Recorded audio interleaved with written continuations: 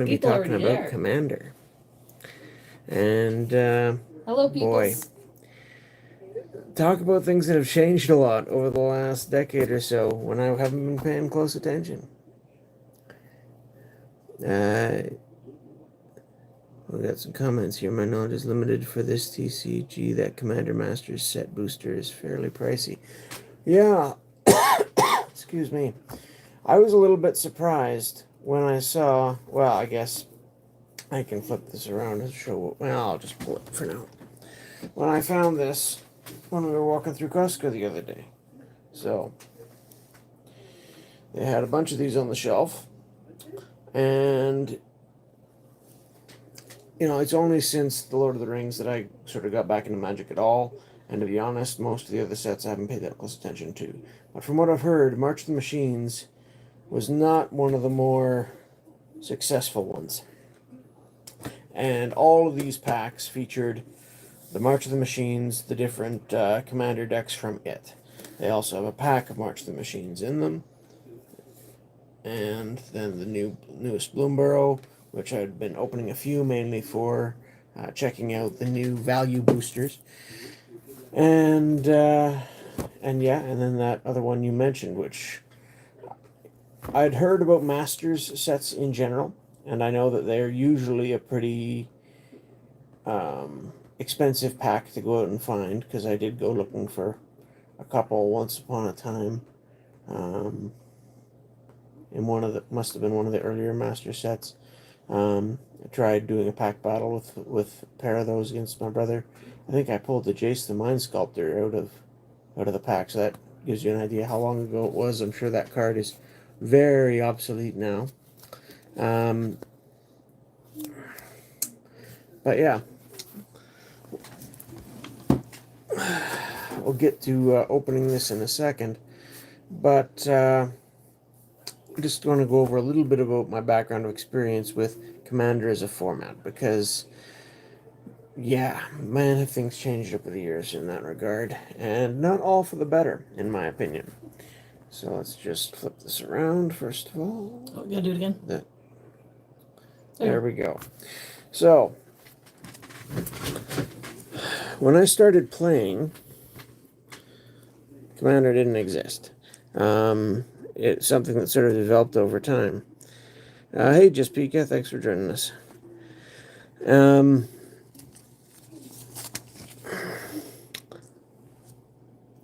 Not long after I started playing, well, no, about probably the early 2000s, when I was at university, I started hearing people talking about playing Highlander Magic, which is there can only be one. So singleton decks, and they were 100 card singleton decks.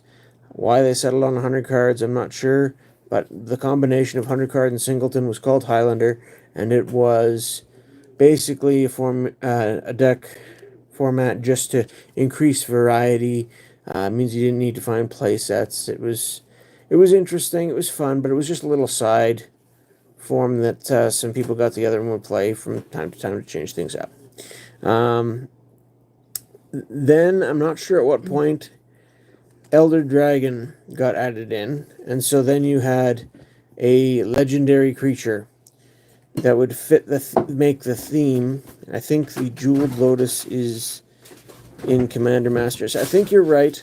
I don't understand why that card is so valuable, to be honest, because it's useless outside of Commander, and even in Commander, you can only use it on your Commander.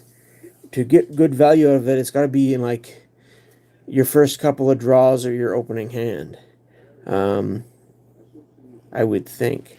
And certain commanders it's pretty useless for, because if you got a commander that only costs 3 and they're all different colors, well, that can cover one of them, but you'd be just as good with a Lotus Petal. If you've got a commander which is what's the other? Sorry, I was thinking like just a commander that is cheap, that only costs a couple to begin with. Then, unless I think there's a rule where it gets killed a bunch of times and you can replay it and replay it and replay it, but each time you replay it, the cost goes up by 1 or 2, something like that. Well, it would have to go up a few times before you'd need the extra mana. So I really don't understand why that card is as valuable as it is. Honest? It's yeah, it's a bit of a mystery for me, but I think it is in that set. It's a mythic rare and it's a big set, so the odds of pulling it are very, very tiny. Anyway, the idea of adding a elder dragon or other legendary creature to your deck to fix the colors that you would play with, and how that is defined as to what counts as what color, that there was a bit of gray zone in there too. That developed over time as well, and then it took off a little bit more, got popular enough that Wizards of the Coast took notice and started releasing. They made the format, renamed it to Commander, made some new official, command zone stuff to explain the rules, and started standardizing the rules for it and releasing Commander products. Some of the decisions they make in terms of banned and restricted cards, I really don't understand at all. Some of them have had weird market value things. One of those was the Power 9. They said, well, the Power 9 are fun to play, but they're oppressively expensive, so let's just allow the cheapest one and ban all the others. And just for fun. So they left Time Spiral in because it was the cheapest and easiest to get and banned all the others. And now, a while later, guess what? It's no longer the cheapest one because the demand for it has spiked with Commander. Anyway, some of the other rules don't make any sense to me either, but maybe we'll come across some of those as we go. But yeah, house rules role was the thing. It always depended on your individual group anyway. But yeah, they started creating these Commander specific packs and cards. This was one of the first ones. It was one of the first ones I got. And yeah, it explains a bit about the game. It's been a while since I've gone through this. There's a list of the deck for the first wave of Commander decks they came out with. Peace stretches across the languid land, but not for long. Yeah. I remember I picked this one up specifically for two cards that I thought would be handy to have, even though they were Commander specific, and I don't think were legal outside of Commander. I forget. Anyway, Flutterstorm was one. Seems to still be a popular card. And the other one down here was Chaos Warp, which for red was a pretty good way to deal with pretty much any sort of permanent. And there were a lot of things that, a lot of tricks that were done to keep things alive, and they got around most of them. What did it do? Sorry, I should have explained that. Yeah, the Jeweled Lotus is an artifact that's free, and like Black Lotus, you can tap and sacrifice it for 3 mana of any one color. Unlike the Black Lotus, you can only use that mana to play your commander. So, yeah, if you're not playing commander format, you don't have a commander, so it's useless, other than just being a 0-drop artifact that you could, recur and do shenanigans with that way, but there's lots of other ones that can do that. If you are playing commander, that really restricts, what you can use it for. Yeah, you can get your commander out faster if you get it in your top 10 or so. But it's a 100-card singleton deck. So that's 10% of games. I don't know. It just seems like it's overpriced to me. But maybe I'm just that much out of touch that I'm missing something big time. I do recognize its powerful effect, obviously. But it just seems a little narrow. Anyway. So yeah, thanks Void, thanks Just Pika. Yeah, just Pika.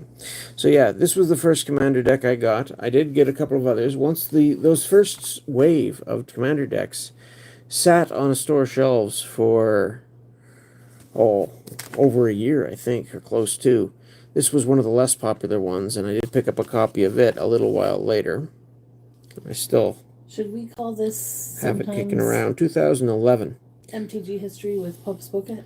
Oh, who knows? So yeah. And then a second wave came out. I don't think it was the next year. I think it was a couple years later, and I grabbed one of those as well. So yeah, here's the insert for this one. We got Kalia the Vast. Flying, Kalia the Vast attacks an opponent. You may put an angel, demon, or dragon creature card from your hand onto the battlefield tapped and attacking that opponent. Yeah, possibility of doing some shenanigans with that. Yeah, Labor Day is a fun holiday. And then you get a selection of cards reprinted from previous sets, mainly. A couple of new commander cards were in these as well. But it was just a good way to get... yeah, Mana Charge Dragon was interesting. Again, join forces, something specifically for multiplayer and specifically for commander in most cases. But most of the commander cards were cards geared for multiplayer I got play. Your email. I'll have to double check. I believe I got it. Good old Diabolic Tutor. Soul Snare. I'll just thumb through to get some sort of idea. Aside from mine. Soul Rings. They put like a Soul Ring in every single deck. This used to be a card that had some value, and now it's been printed to oblivion. Not Oblivion Ring, but that's also in some of these too, because it's a good removal spell, or used to be. But Soul Ring, yeah. Not quite the days of Old Revised, when people for a little while would experiment with running 4 Soul Rings in their deck. I remember those days too, but yeah, Soul Rings are easy to find nowadays, mostly because of these commander decks. I wonder if they still include them in the newer ones. I'll find out when I open that. Anyway. Worm's Thunder.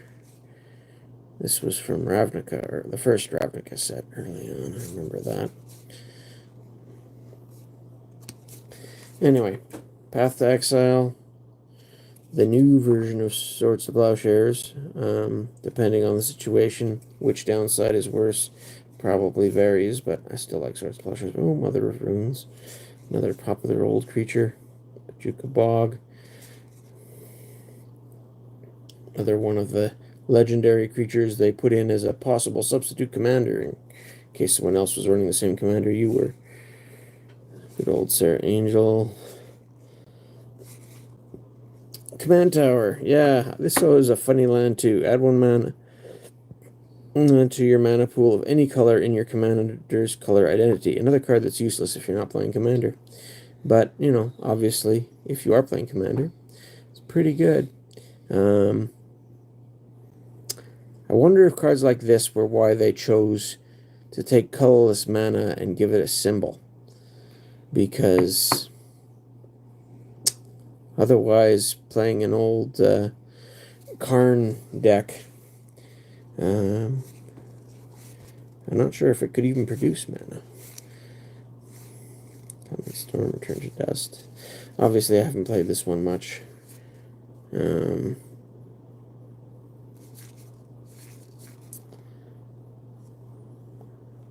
Bladewing was fun when he first came out. It's probably so out of date now.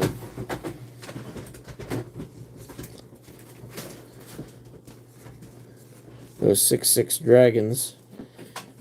These off-color ones took a while to show up, but the allied color shards of 3 colors, they came out in Invasion, and they were sort of in there to help fix the old Elder Dragon Legends, which were 7/7s for 8 with an upkeep you had to pay. So they knocked it down to 6/6 for 6 without the upkeep, and they were a lot more playable. This guy. This was the pre-release card for... what set was it in again? Anyway. Another interesting demon dragon thing. Malfigor looks dope. The new art on Dragon Whelp. Honestly, I like the pre-release art better for Malfigor. Or sharp silica slag. Keep bathing light. I used to run these from time to time just in my white, green, red efficient creature beatdown decks because it was a neat surprise. 2, pick a color.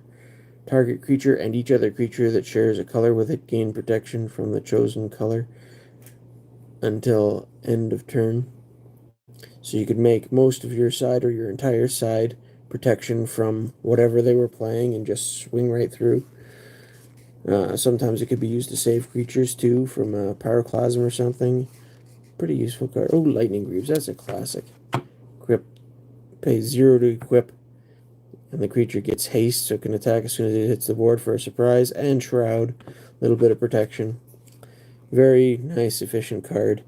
Probably they've made, Lightning or Greaves that are even better, but still pretty sweet. I've seen them made a few variants on it. Angel of Despair.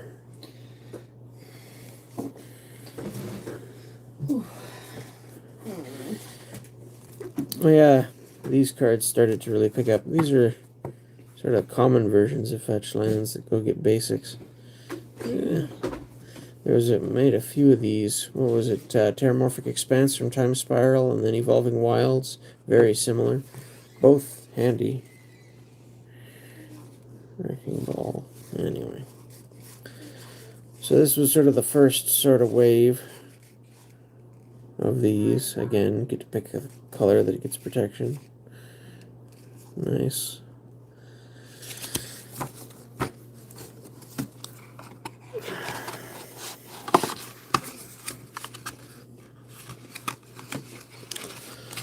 And then a couple of years later, they came out with a second wave. I think they always came with these oversized cards. Yeah, I got a stack over here of just other oversized stuff. So there's some plain chase here. And in the middle, I think I had some of these. Yeah. Oversized commander cards. Never know quite what to think of them. Some of them seem like decent creatures in their own right, but I just don't use a lot of oversized cards. I've even got some, what do they call this? Archenemy cards here too. Picked up one of those decks, maybe 2, I forget.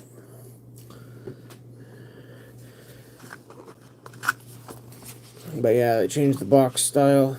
Ooh, I got some sleeves on some of these. That's different. Did I just go through and sleeve up the stuff I thought was best? Let's see, what year was this? Yeah, 2013, so 2 years later. Another 5 decks. Nowadays, Commander decks come out a lot more than 5 every 2 years. I think they started doing them every year. Ooh, yeah, 13 2/2 zombies is fun.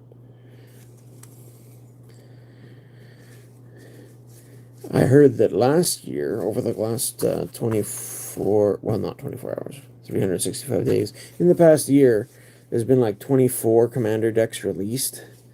Some of the same old lands that were in the other ones. See if they've changed up some of that. Where's the plastic stuff? Which ones did I bother to put sleeves on? There's the Sol Ring again before it was entirely turned oblivion.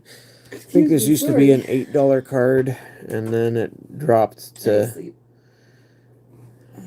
Oh, it's probably only worth like $1.50 now. Just because it's been printed so much. Still a solid card. Yeah, unless you get maybe one of the fancy collector versions like the Lord of the Rings dwarf or elf rings or something. Zealous Persecution, Lord Sauron of Innistrad, Necrotel. These are all... No, some of these don't have the same expansion symbol. So, this must have been something I got from somewhere else.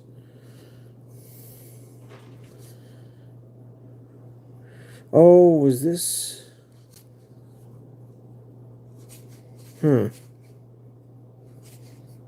Is this from a dual deck or something? Oh no, there's a different one again. There's a Tybalt. I don't know. I'm confusing myself now. Some decent cards.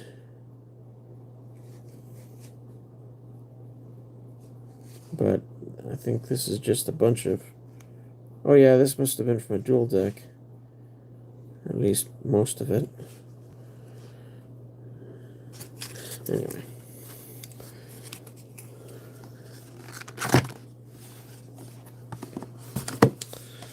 That was my previous experience with Commander. After these, I just put less and less attention into them. And, eventually stopped paying attention to most Magic products for about a decade. But we've been getting some Pokemon bundles from Costco, and when we saw this, it looked intriguing enough to experiment with and see if these are any good. Now, as I mentioned, being out of touch, I knew little of March of the Machines, except I've heard some people say it wasn't a very good product, wasn't a very good set. So I did some instant, research, took a look and saw, okay, are any of these Commander decks any better than any other? And the general consensus I saw was that this one here was twice the value or so of the other ones. The other four all seem to be, sort of selling in the $50 range. They all have the same packs. In Canada, again, Canadian pricing. I don't remember here. Whereas this one here, I think, was sometimes up to $100. But then again, they're just releasing a whole pile of them at Costco, so the prices are all going to go down, of course. But at least this one seemed to have a little bit better odds of getting something worthwhile out of it. The packs, I figured, are probably worth about $5 each. Bloomburrow's new. I think they sell for $7. But a Masters pack, yeah, probably worth a little bit more. And then there's 2 promos. They're probably not worth much, but they're planeswalkers. Sometimes that's handy. It'll be okay. Want me to open it for you?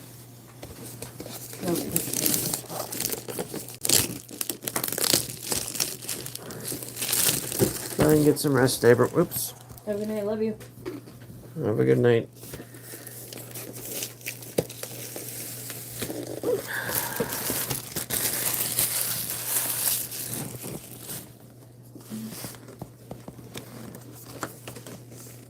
So there's our March of the Machines Commander deck. We got the Cavalry Charge, which, like I said, seems to be the one that was... oh, look at that. What?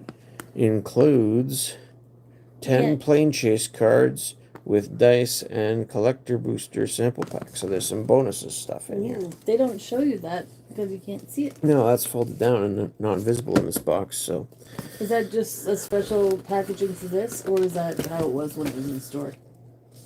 No, these are as they were sold in store, I think. So I'm sure anyone who's familiar with the product would know that.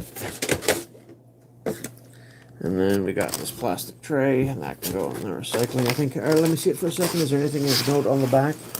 Just how they pick this up. Dive into Magic's most popular multiplayer format. Contents. And then there's a big picture of an angel. That's kind of cool art, though. It is. But that's basically the box. Then we got this plastic tray to hold things in place. Oh, we just have the alarm tomorrow. Yep. Cool. We got a Bloomburrow booster. So I've opened a little bit of Bloomburrow lately, so that'll be interesting. I've never opened March of the Machines, so whatever's in here, it'll be new to me. No guarantees that it's any good, probably not, but it'll be new to me. And then we got a Commander Masters pack, which seems to be, from what I've heard, they're very hit and miss. Most of the time you get garbage, but there's a couple of cards that you could pull, which are potentially quite good. So, that'll be a neat surprise. Might as well save that one for last. And, yeah. Ooh, there's a foil that's $18. I don't know. Another foil. Then we've got 2 promo cards here. Might as well toss sleeves on them. since I got some sleeves here. We got Angie, Mentor of Heroes. 5-cost Planeswalker. That's pretty much what they mostly started as back in Lorwyn before they all went mythic and Do you need your light Planeswalkers in a were different just place? 'Cause rare. It's kind of dark. Yeah, kinda. Distribute 3+1/+1 counters among 2, 3, 1, 2, or 3 creatures you control. Look at the top 4 cards of your library. You may reveal an aura, creature, or planeswalker card from among them and put it into your hand. Put the rest on the bottom of your library. Or the big ability is you gain 100 life. Well, gaining 100 life could be buying you some time anyway. What's that card? Angie, Mentor of Heroes. This is It's March promo machine. number 9, Oh, it's a promo? apparently, for this year, 2024. Yeah. And this is promo number 2. Same year.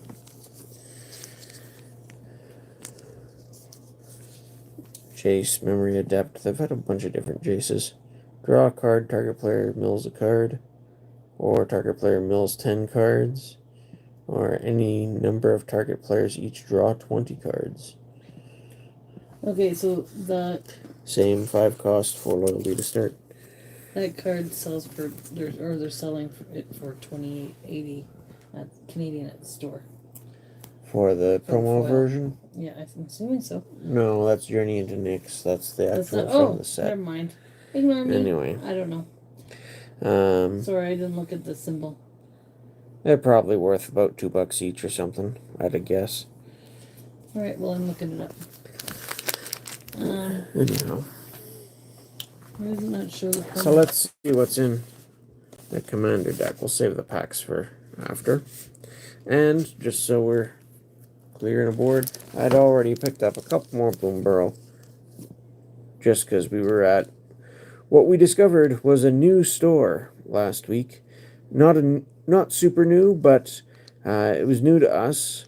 It's not in our town immediately, but it's closer than any other town to us that actually has a dedicated card and collectibles shop. So we now have a new local store. So wanted to support them. I got a couple packs anyway.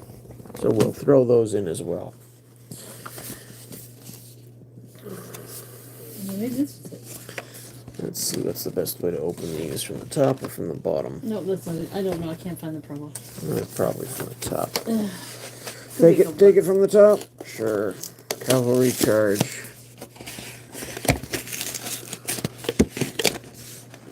Oh, we got some +1/+1 counters. That's always fun. They've been playing with +1/+1 counters ever since. Oh, there's the dice. It's a silvery one. Ooh. Plane chase. 6 sides of blank. What? One side a plane chase symbol and one side a chaos symbol. What does that mean? I think when you're playing plane chase cards, you would roll this at the start of each turn or something like that, or at the end of the turn, I forget when. But once each turn, this dice would get rolled, and usually nothing happens. 1 in 6 times you jump to a different plane, which means a different plane chase card, which is what one of the extras that comes in here.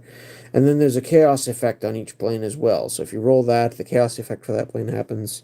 If you roll nothing, nothing happens. You're just still in that plane. And if you roll the other, then you switch to a different plane from the deck.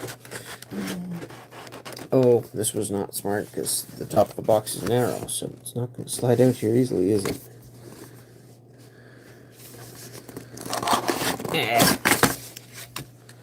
There we go. It's out. There's an envelope. What's in the envelope? There is an envelope. You have been chosen to win Magic the Gathering for life. I doubt it. Okay.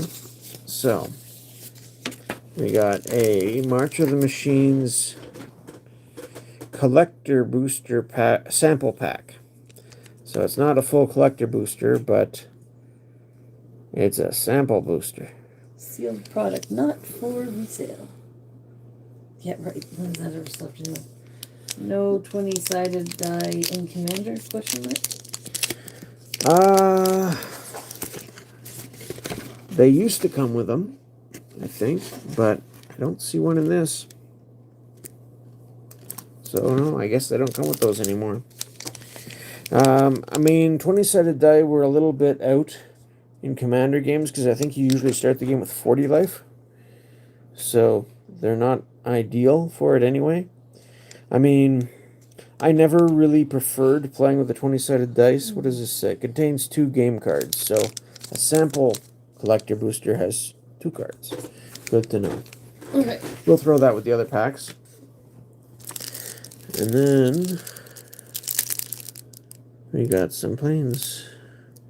2023 plane chase planes. This could be interesting. I haven't played plane chase in ages. Mutual epiphany phenomenon. Whenever you encounter mutual epiphany, each player draws 4 cards. Then planes walks away from this phenomenon. Okay, so it's a phenomenon, it's not a plane. Orochi Colony, Plane Kamigawa. Whenever a creature you control deals combat damage to a player, you may search your library for a basic land card and put it onto the battlefield tapped, then shuffle. And whenever chaos ensues, target creature can't be blocked this turn. Interesting. Jury Island, Plain Ire. Creature spells cost 2 less to cast. And whenever chaos ensues, reveal the top 3 cards of your library. Put all creature cards revealed this way into your hand and the rest into your graveyard. Skozen Kamigawa. All creatures get +1/+1.5 haste. Whenever chaos ensues, untap all creatures that attack this turn. If it's a main phase, there is an additional combat phase after this phase, followed by an additional main phase. I like the picture. Yeah, some of these pictures are nice. Truga Jungle. Plain Ergamon. All lands have tap, add 1 mana of any color. Whenever chaos ensues, reveal the top 3 cards of your library. Put all land cards revealed this way into your hand and the rest on the bottom of your library in any order. I always preferred to run 2 10-sided dice for keeping track of my life total anyway, even in standard games where you only had 20, just because it was more flexible if you did gain life or something happened. Which, with how common cards like Swords to Plowshares were, it could happen. Anyway. When you planeswalk to Kaldheim, so this is definitely newer than anything I'd seen before. When you planeswalk to here, at the beginning of your upkeep, create a 2/2 blue shapeshifter creature token with Changeling. Whenever chaos ensues, choose a creature type. Put a +1/+1 counter on each creature you control of that type. Palino. Plain Fiora. Whenever one or more creatures you control deal combat damage to a player, if there is no monarch, you become the monarch. Whenever the chaos ensues, create a 1/1 black assassin creature token with death touch and haste. Okay. Insane. Plain Criddy? Anyway. When you planeswalk to Insane at the beginning of your upkeep, mill 3 cards. When you planeswalk away from Insane, each player returns all land cards from their graveyards to the battlefield tapped. Whenever chaos ensues, return target non-land card from your graveyard to your hand. Just a little hiccup. The Caldia Capana. Creatures you control from your creature spells you cast from your hand have Blitz 3. If you cast a spell for its Blitz cost It gains haste, and when this creature dies, draw a card. Sacrifice it at the beginning of the end step. Huh. Whenever chaos ensues, return target creature card from your graveyard to your hand. Unyaro, Zalafir. At the beginning of each end step, if you planeswalk to Unyaro this turn, untap all creatures. They phase out until a player planeswalks. Whenever a chaos ensues, create 2/2/2 white and blue knight tokens with vigilance. And then we're back to Mutual Epiphany. So I can toss these with my other oversized cards over here. Whoops. I've got a bunch of planes that I had from previous sets. I think these are all dated the same. 2009. So yeah, that's quite the jump. Academy at Teleria West.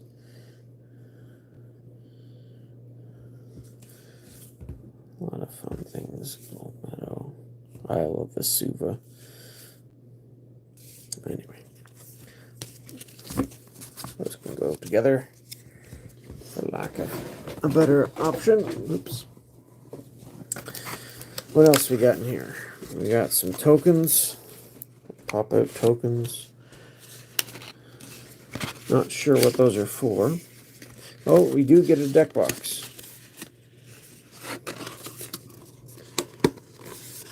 And it pops up nicely.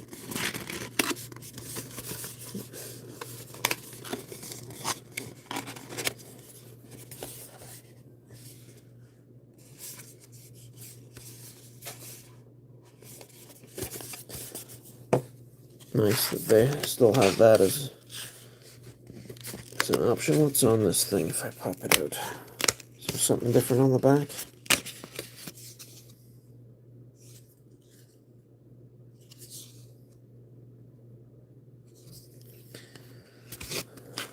Is that token to mark who's the sovereign or something? Maybe. What's this? Just a spacer.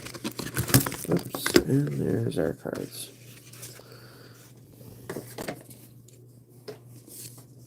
Oh, okay. So we got a spin down life counter instead of a dice.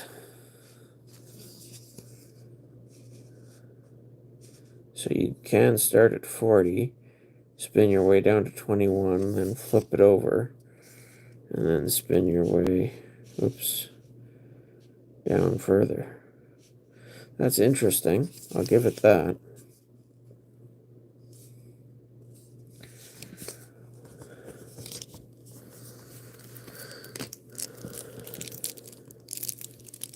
And it's designed to be the same size as a card, roughly, so you could probably fit that right in the box.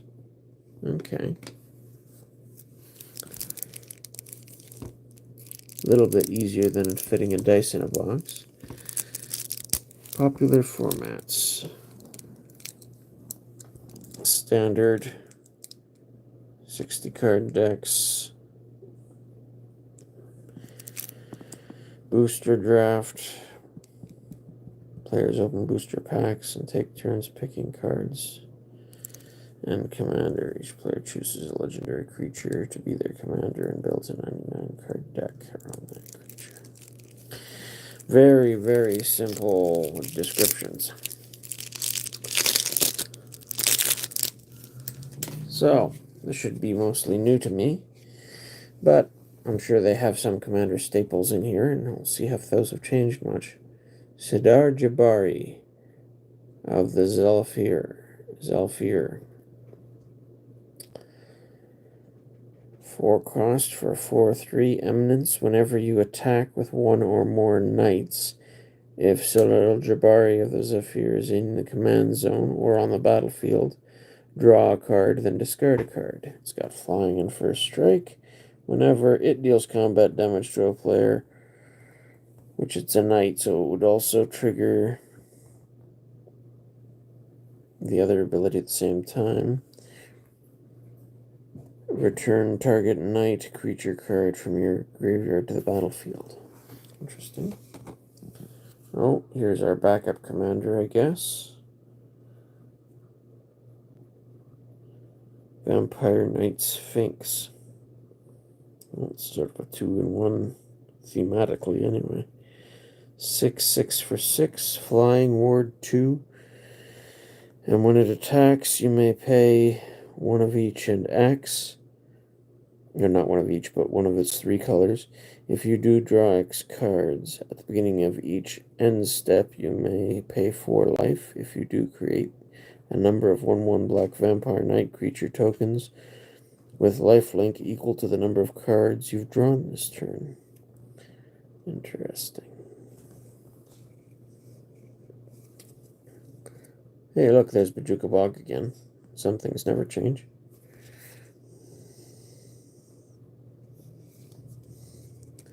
Guess anti-graveyard is still a handy thing to have.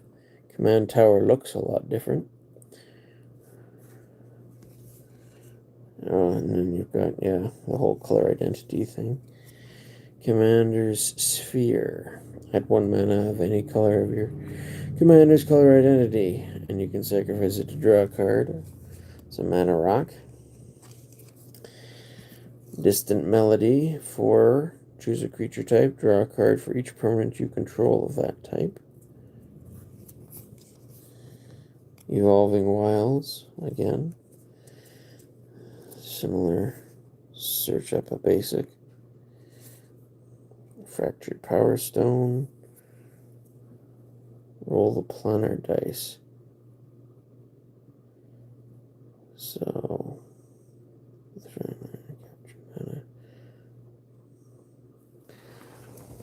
So, is this for plane chase specifically?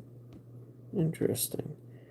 I'd imagine most commander deck games I've seen. I mean, I guess you could also incorporate plane chase, but it's usually a separate category. Orjav Signet. Pay 1 to add 2, one of each of the colors.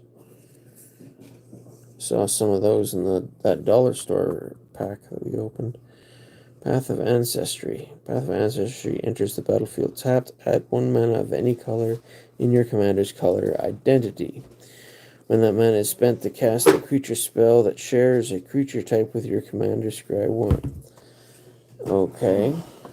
So I come in to play tap command tower with a bonus effect. Read the bones. Excuse me. Scry 2, then draw 2 cards, lose 2 life. That's... I think there's better digging cards. Smite, Smitten Swordmaster. Curry Favor.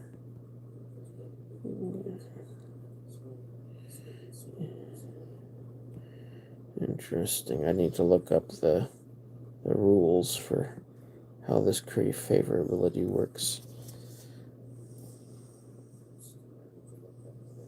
Oh, I should turn the volume down if I had it on. Terramorphic Expanse, yeah. Thriving Heath. Enters the battlefield tap. Choose a color other than white, and you can get white and that. Interesting.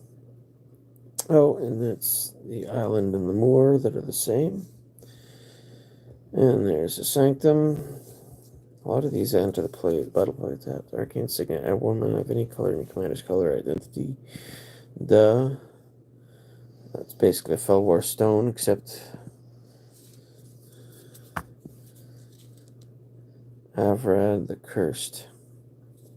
3/3, Death Touch, Lifelink. Other legendary creatures you control get +2/+2. 5 for 3/3. Big lightning bolt target, I guess. Corpse Knight. 2 for 2/2. Whenever another creature enters the battlefield under your control, each opponent loses a life. D-Spark. Exile target permanent with mana value 4 or greater.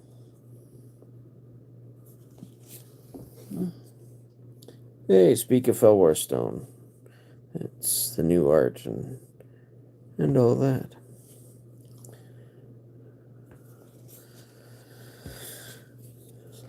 So a lot of these are familiar old cards.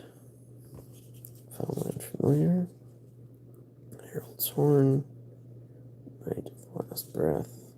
Knights of the Black Rose. 4/4 for 5 this time. You become the monarch. I'm not sure what the monarch means. It's something that came out in the meantime, but I'm sure there's some sort of advantage to it.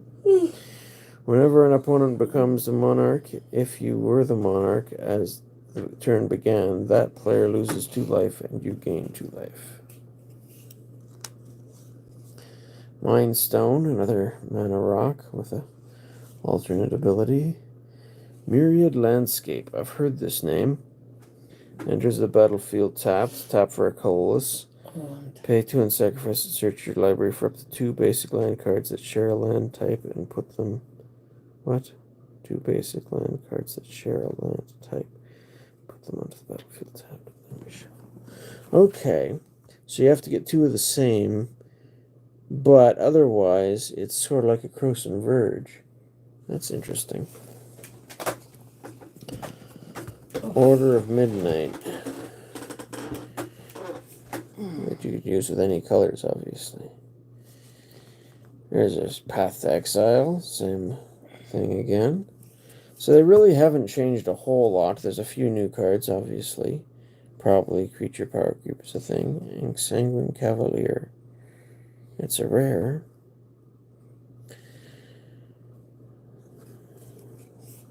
I'm liking the art on most of these. Oh, their art's nice. Yeah, some of them I think you're supposed to have new art for these commander decks, and then the other ones are just, you know, the same art they had in their original set. Oh my god, I'm tired. So this gives you extra planar dice rolls, and you can tap it for 2 colorless. Herald of Hoofbeats. Horsemanship. Hey. What? It's a horsemanship card that wasn't in Portal 3 Kingdoms. Ooh. Other knights you control have horsemanship. So they actually started printing more horsemanship stuff. Probably this isn't new. Probably this is something they've been doing for years now. And I just didn't know about it. Well, there you go. Well, I'm glad to see that the mechanic's being used again, but I'm guessing it's no longer as uncommon as it once was then. Most dismissed her love of horses. A passing childhood fancy. Years later, it saved their lives. Alright. Interesting. Well, that's something new I learned. Ooh. Lothwain Lancer, Menace. Whenever a non-token knight you control dies, each opponent loses 1 life and you draw a card. Chivalric Alliance. Whenever you attack with 2 or more creatures, draw a card. Pay 2, discard a card, create a 2/2 white and blue knight creature token with vigilance. That is neat art, too. It is neat art. Although the person on the horse almost looks like a giant. Having to discard a card whenever you activate it is a pain. But the effect is nice outside of that. I mean, if you're drawing extra lands late in the game, you could always discard them for that. Doesn't it look like a lightsaber? Its ability to draw more cards. Well, maybe. Just a glowing sword of some sort. Path of the Enigma. 5. Target player draws 4 cards. Will of the Planeswalkers, whatever that means. Starting with you, each player votes for a Planeswalker, Planeswalk or Chaos. If Planeswalk gets more votes, Planeswalk. If Chaos gets more votes, or the vote is tied, Chaos ensues. Okay, so this is again a Plane Chase specific card. Velodian Wave Knight. Merfolk Knight 3/3 for 4. Whenever you draw a card, put a +1/+1 counter on each other Merfolk and or Knight you control. Conjure Mantle. Equipped creature gets +1/+1 and has vigilance. Whenever equipped creature attacks, you may look at the top 6 cards of your library. You may reveal a card that shares a creature type with that creature from among them and put them into your hand. The rest on the bottom of your library in any order. Okay. And the Sworn Adjudicator. 4/4 for 5, flying. Destroy target creature or enchantment by paying 3 and tapping it, or you can pay 3 to untap it. Hero of Balehold. Battle Cry. Whenever this creature attacks, each other attacking creature gets +1 attack until end of turn. And when it attacks, create 2 1/1 white soldier creature tokens that are tapped and attacking. So those become 2/1s with its battle cry, I assume. This is a mythic, apparently. Vona, Butcher of Magan. Vampire Knight, Vigilance, Lifelink. It's not focused. Destroy target non-land permanent activated only during your turn. But you gotta pay 7 life. Acclaimed Contender. 3/3 for 3. When it enters the battlefield, if you control another knight, look at the top 5 cards of your library. You may reveal a knight aura, equipment, or a legendary artifact card from among them and put it into your hand and the rest on the bottom. Interesting. So you can tutor up a variety of things with this, and it's a 3/3 for 3. That seems decent. It's a rare, but Replacement Cathar, Vigilance, power equal to the number of creatures you control. Each opponent creates a 1/1 white human token that's tapped and attacking that player or planeswalker they control.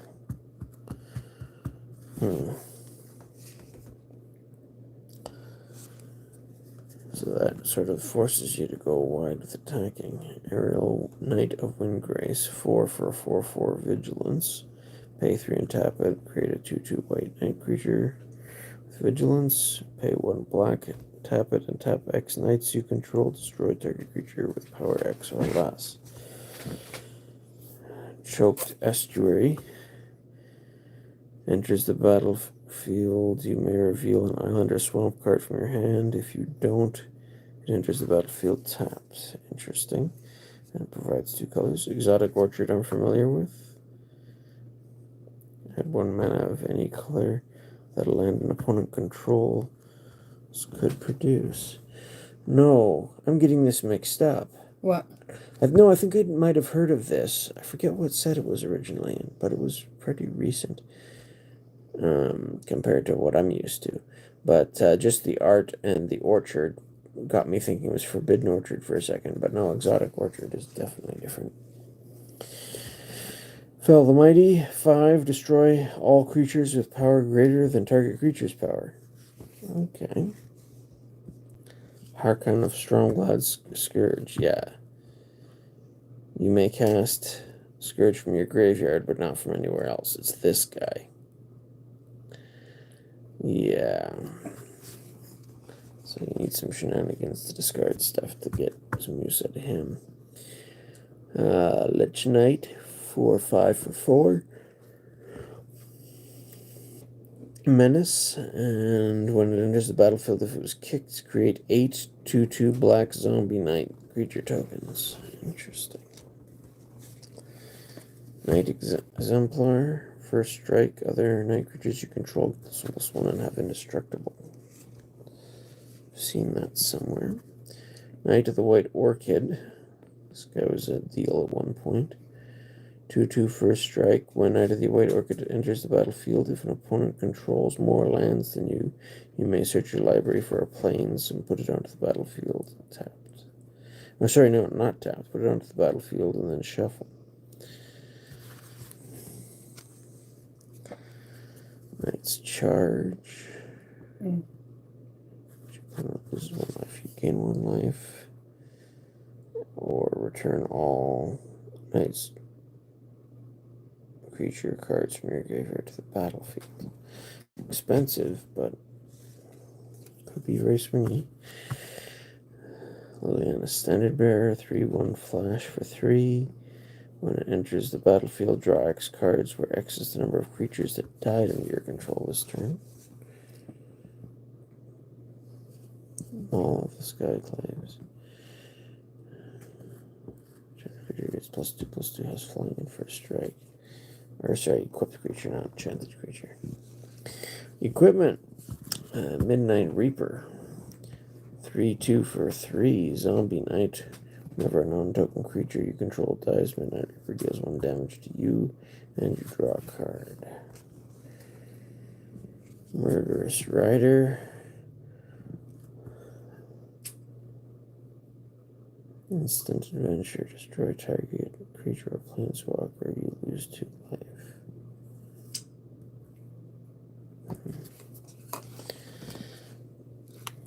Painful Truths. Converge. You draw X cards, and you lose X life, where X is the number of colors of mana spent to cast this spell, which can only be up to 3. So what are your thoughts on this set so far? A lot of repeats from previous Commander decks, but also some newer cards that they've put in there. Prairie Stream. The art's really nice on most It's a dual land. It's an island plains, but it enters the battlefield tapped unless you control 2 or more basic lands. Interesting. Promise of Loyalty.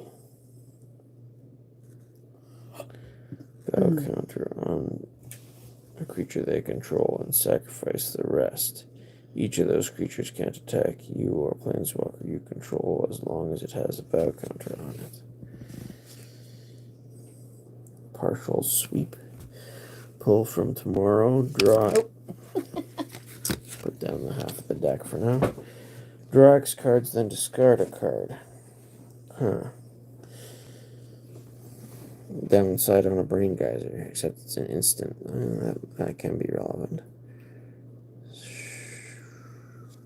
That looks cool. Yep, same thing, but for a different color combination. Sigiled Sword of Valeron. 3. Equipped creature gets +2 attack and has vigilance, and is a knight in addition to its other types. Whenever equipped creature attacks, create a 2/2 white knight creature token with vigilance that is attacking. Pay 3 to equip. Oh, I'm tired. Silverwing Squadron. Ooh. Flying, the Silverwing Squadron has power and toughness each equal to the number of creatures you control. The Silverwing Squadron attacks, create a number of 2/2 white knight creature tokens with vigilance equal to the number of opponents you have. Sunken Hollow. Same deal. Are these rares? It says it's rare. It's an interesting type of dual land anyway. Temple of Deceit. Enters the battlefield tapped. Enters the battlefield, scry 1 and tap it for either of those colors. Same thing for those colors. Yeah. Time Wipe. 5 to cast sorcery. Return a creature you control to its owner's hand and then destroy all creatures. So it's a Wrath of God and an Unsummon at the same time to let you save something. That's interesting. Unbreakable Formation. 3 to cast. Creatures you control gain indestructible until end of turn. Addendum. If you cast this spell during your main phase, put a +1/+1 counter on each of those creatures, and they gain vigilance until end of turn. Okay. So you can use it as a sort of a morale boost for attacking, like the old Dark Card morale. Has anyone else seen these at Costco, and did you grab any? Yeah, I don't know if I would go back and grab others. We'll see how these turn out, but from what I've seen, these Commander decks here, this is the best of the bunch, and I can't say I'm super impressed with it. Other night creatures, of course, then again, I haven't been following enough to know. Maybe some of these cards have been real big hits. Oh, I like the lion. Yeah. Other knights you control get +1/+1. And pay 5. Knights you control gain double strike until end of turn. I don't know. Oh. Vanquisher's Banner. Choose a creature type. Creatures you control of the chosen type get +1/+1. Whenever you cast a creature spell of the chosen type, draw a card. So it's again to encourage tribal decks. Worthy Knight. Whenever you cast a night spell, create a 1/1 white human creature token. It was kind of funny because when we were going to Costco, we were talking about how we don't usually see Return any to dust. collector boxes that were not Pokemon at Costco, and then we saw this one there. There's the new format Soul Ring again. Anyways, just my thoughts. That's cool. New art for Swords to Plowshares. I like it. The arc of my blade has carved a path of light for peace that will follow. This used to be about a $5 card. They reprinted this the first time in a long time. Like that, it was reprinted in Ice Age and in a lot of the early 4th edition type, up to 4th edition at least. But it didn't get reprinted again for a long time, and then they reprinted it in the dual deck, Elsbeth versus Tezzeret, I think. And I think you might have even got 2 copies in there. So that became a very popular dual deck to snatch up, and you'd get some copies of Swords to Plowshares. Sir Ednora the Discerning, Human Knight. Power equal to the number of cards in your hand. When it enters the battlefield, draw a card. Spells your opponent's cast the target. Or it costs 2 more to cast. Sir Conrad the Grim. As Human Knight, 5 for a 5/4. See, that's got to be a very special knight, because I always remember the knights were typically around 2/2s. About the same size as a grizzly bear. But this is big. This is big enough to kill a dragon on its own, anyway. Oh, yes. So you can pay 2. Each player mills a card. Whenever another creature dies, or a creature card is put into a graveyard from anywhere other than the battlefield, or a creature card leaves your graveyard, Sir Conrad the Grim deals 1 damage to each opponent.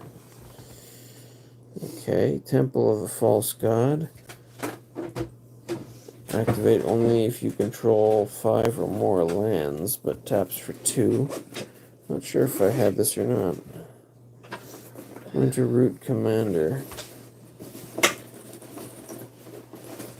2 something Death Touch. Its toughness equal to the number of knights you control.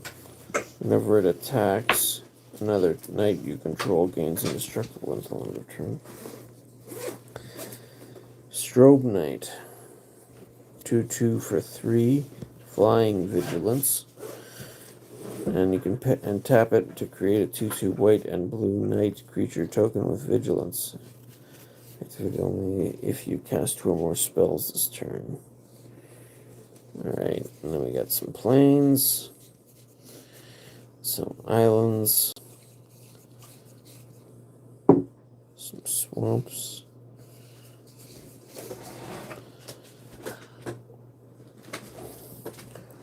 And then we have another version of our commander. So this is really thick cardboard. This isn't 2 cards stuck together.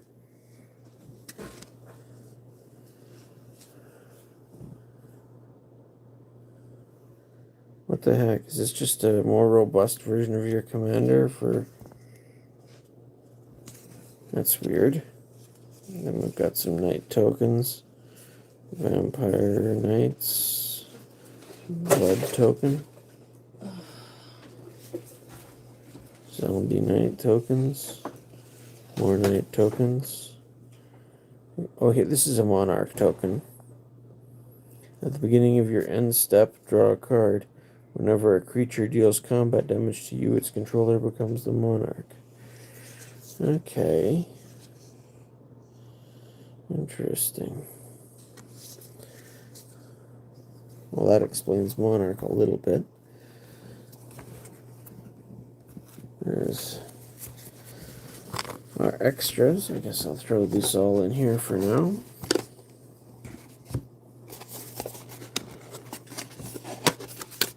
Along with, why not, the spin down counter. Oh, and we got,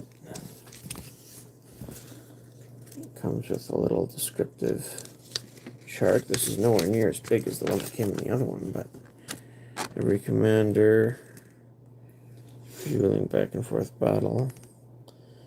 Commander is a free-for-all multiplayer game that uses these additional magic rules. You start the game with 40 life. Your commander starts the game in the command zone. You can cast your commander from the command zone. The commander tax makes it cost 2 more each time you've previously cast it. Yeah. Commander would be put into your hand or library from anywhere.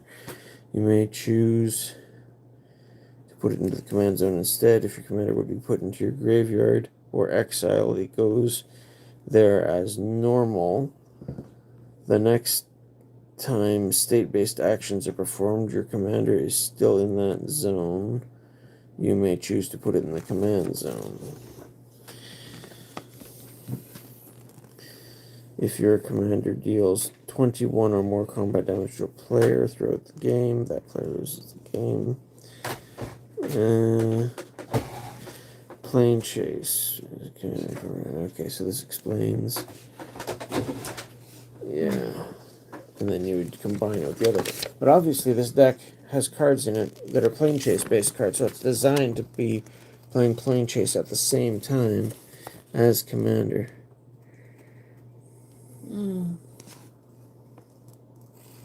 This thing doesn't even have a deck list like the other one did.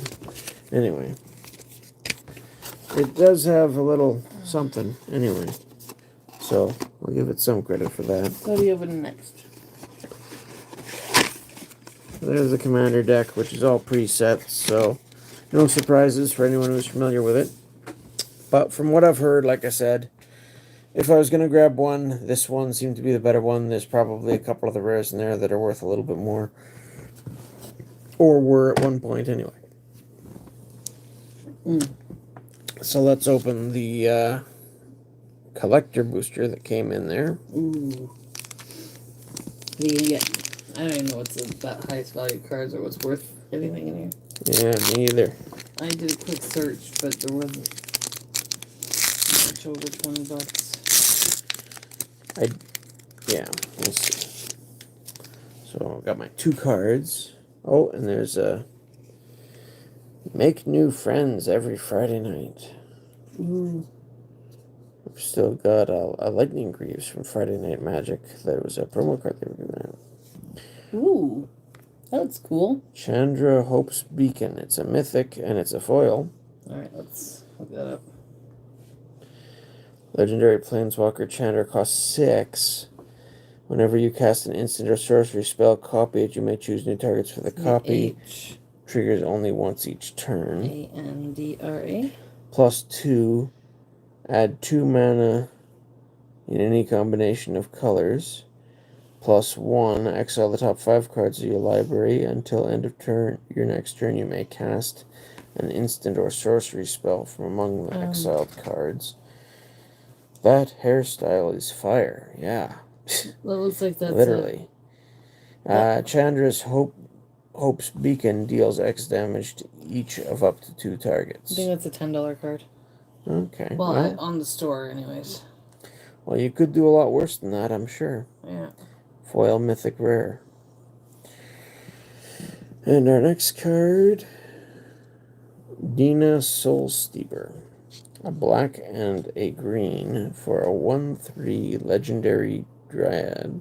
Whenever you gain life, each opponent loses 1 life. Sacrifice another creature. Pay 1.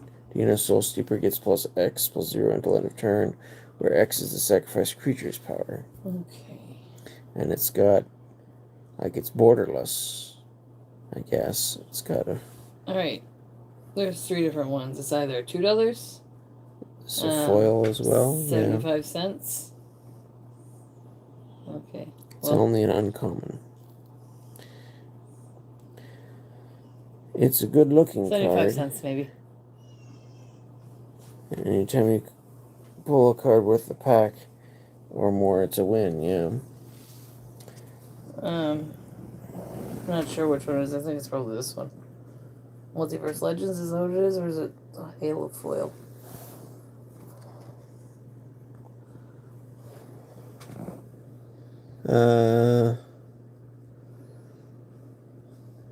It must be Multiverse Legends based on the little MUL, which is interesting because this one has MOM.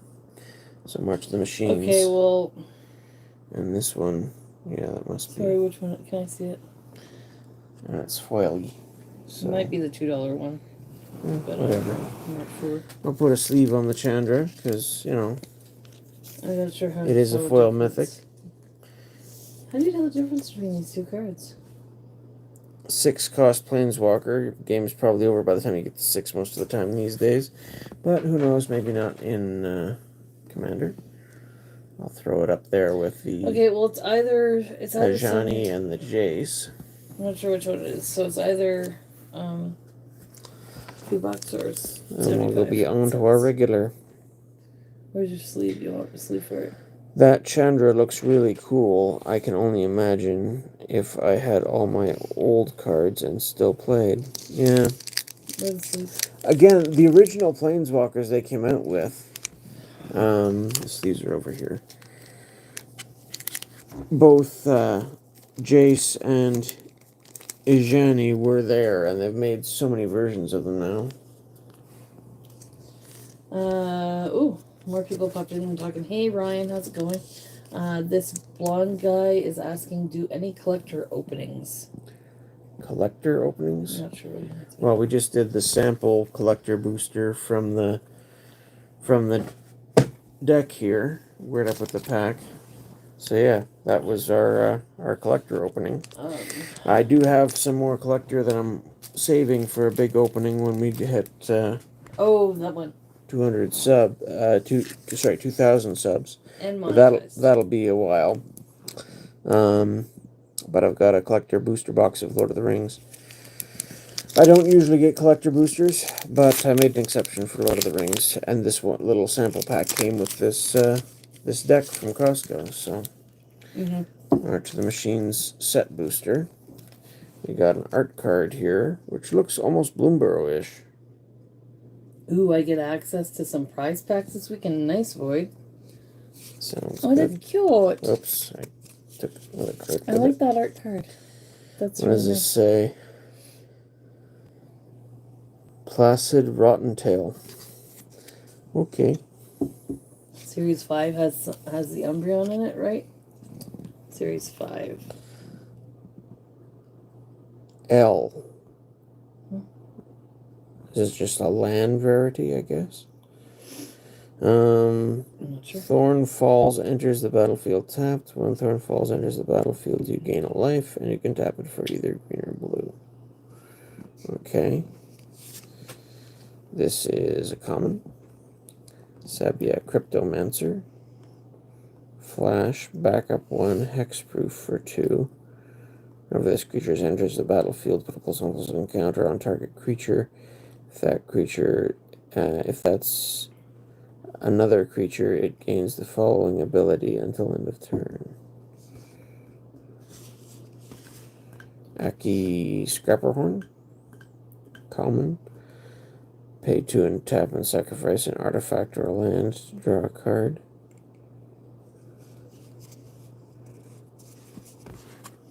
Is this? Yeah, that is one card. Okay.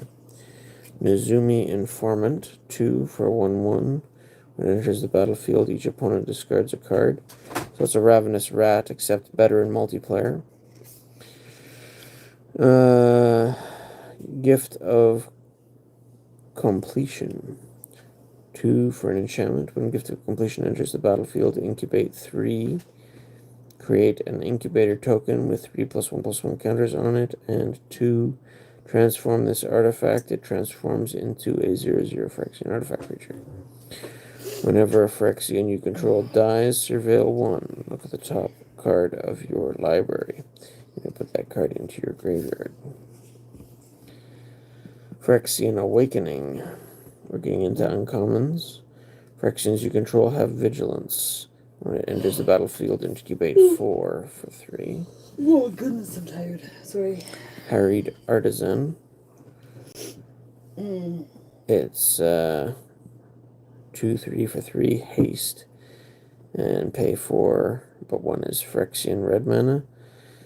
Transform the Artisan. And, okay, of course, it's a 2-sided card, which makes it frustrating to actually play in physical Magic. I mean, you can sleeve it, but you better know what the other side does. And it becomes a 3/4 flying haste. Okay, now what's this? Battle. Not familiar with battles. Invasion of Amonkhet for 3. As a siege enters, choose an opponent to protect it. You and others can attack it.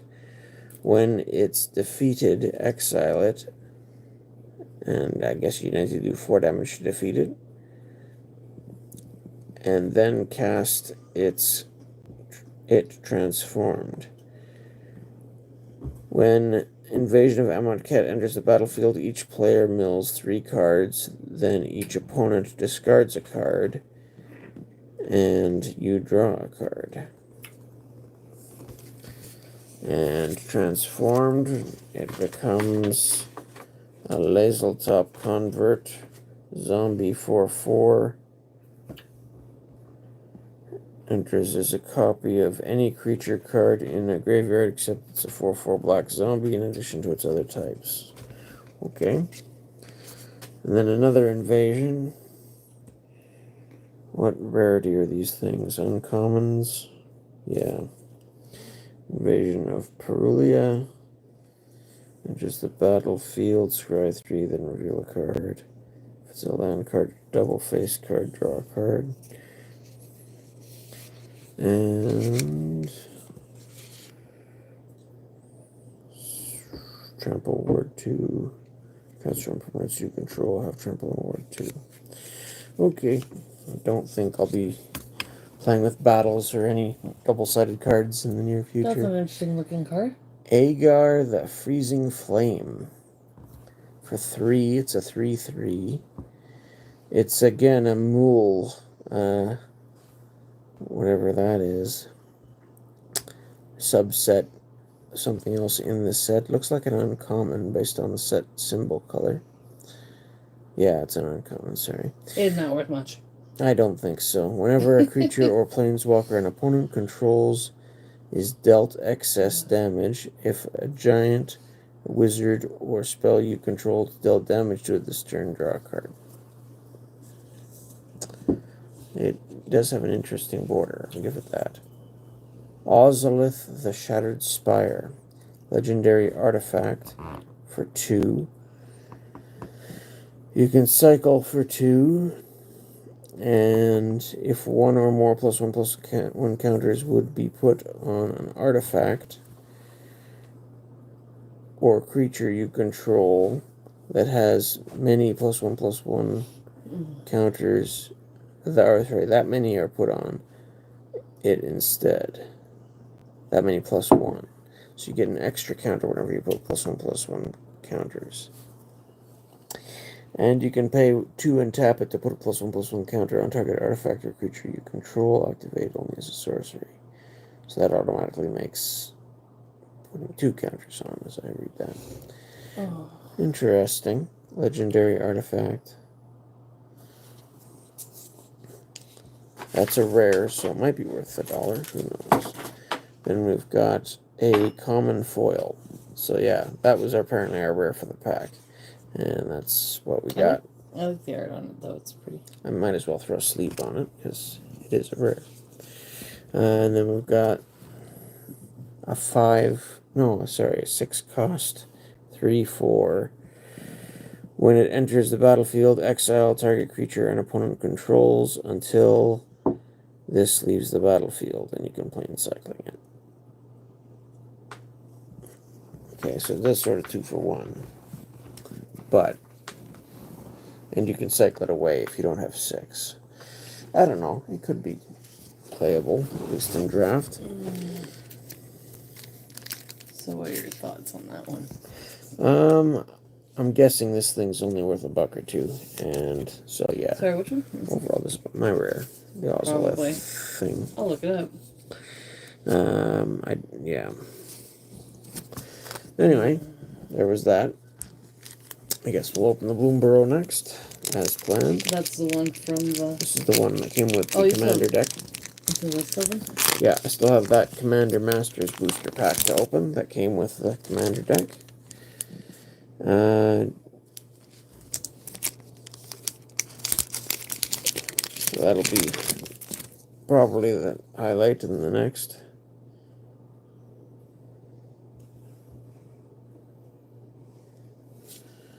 Chaos Lord. What the heck is this? Really exciting for sleep. That's just a bat token, okay. Alright, so we got a War Squeak. Enchant creature. When War Squeak enters, target creature opponent controls can't block this turn, and then the creature gets +1/+1 and has haste. Well. A little bit more playable than I thought. Well, it looks like it's a... I'm not sure. Okay, so... It looks like they're a $12 card. $12 card? No, that's nice. Like every single version of it that I see is a $12 card. Okay. Doesn't matter if it's... Well, okay, no, the foil version is $15. But... not Dire bad. Sight. So that's 2 $10-ish cards. Mm-hmm. Surveil 2, then draw 2 cards. You lose 2 life. I think I've seen this before. Well, here's the Mole. Add 1 mana of any color. Night Hell Hermit. Vigilance Threshold. As long as you have some more cards in your graveyard, your Hermit gets +1 attack and cannot be blocked. Carrot Cake. We've had that before. Yeah, it's cute though. It is cute. Oh, we got a Hidden Grotto. Enters Surveil 1. Look at the top card of your library and you may put it into your graveyard. Tap it for a colorless. Or pay 1 and tap it to add 1 mana of any color.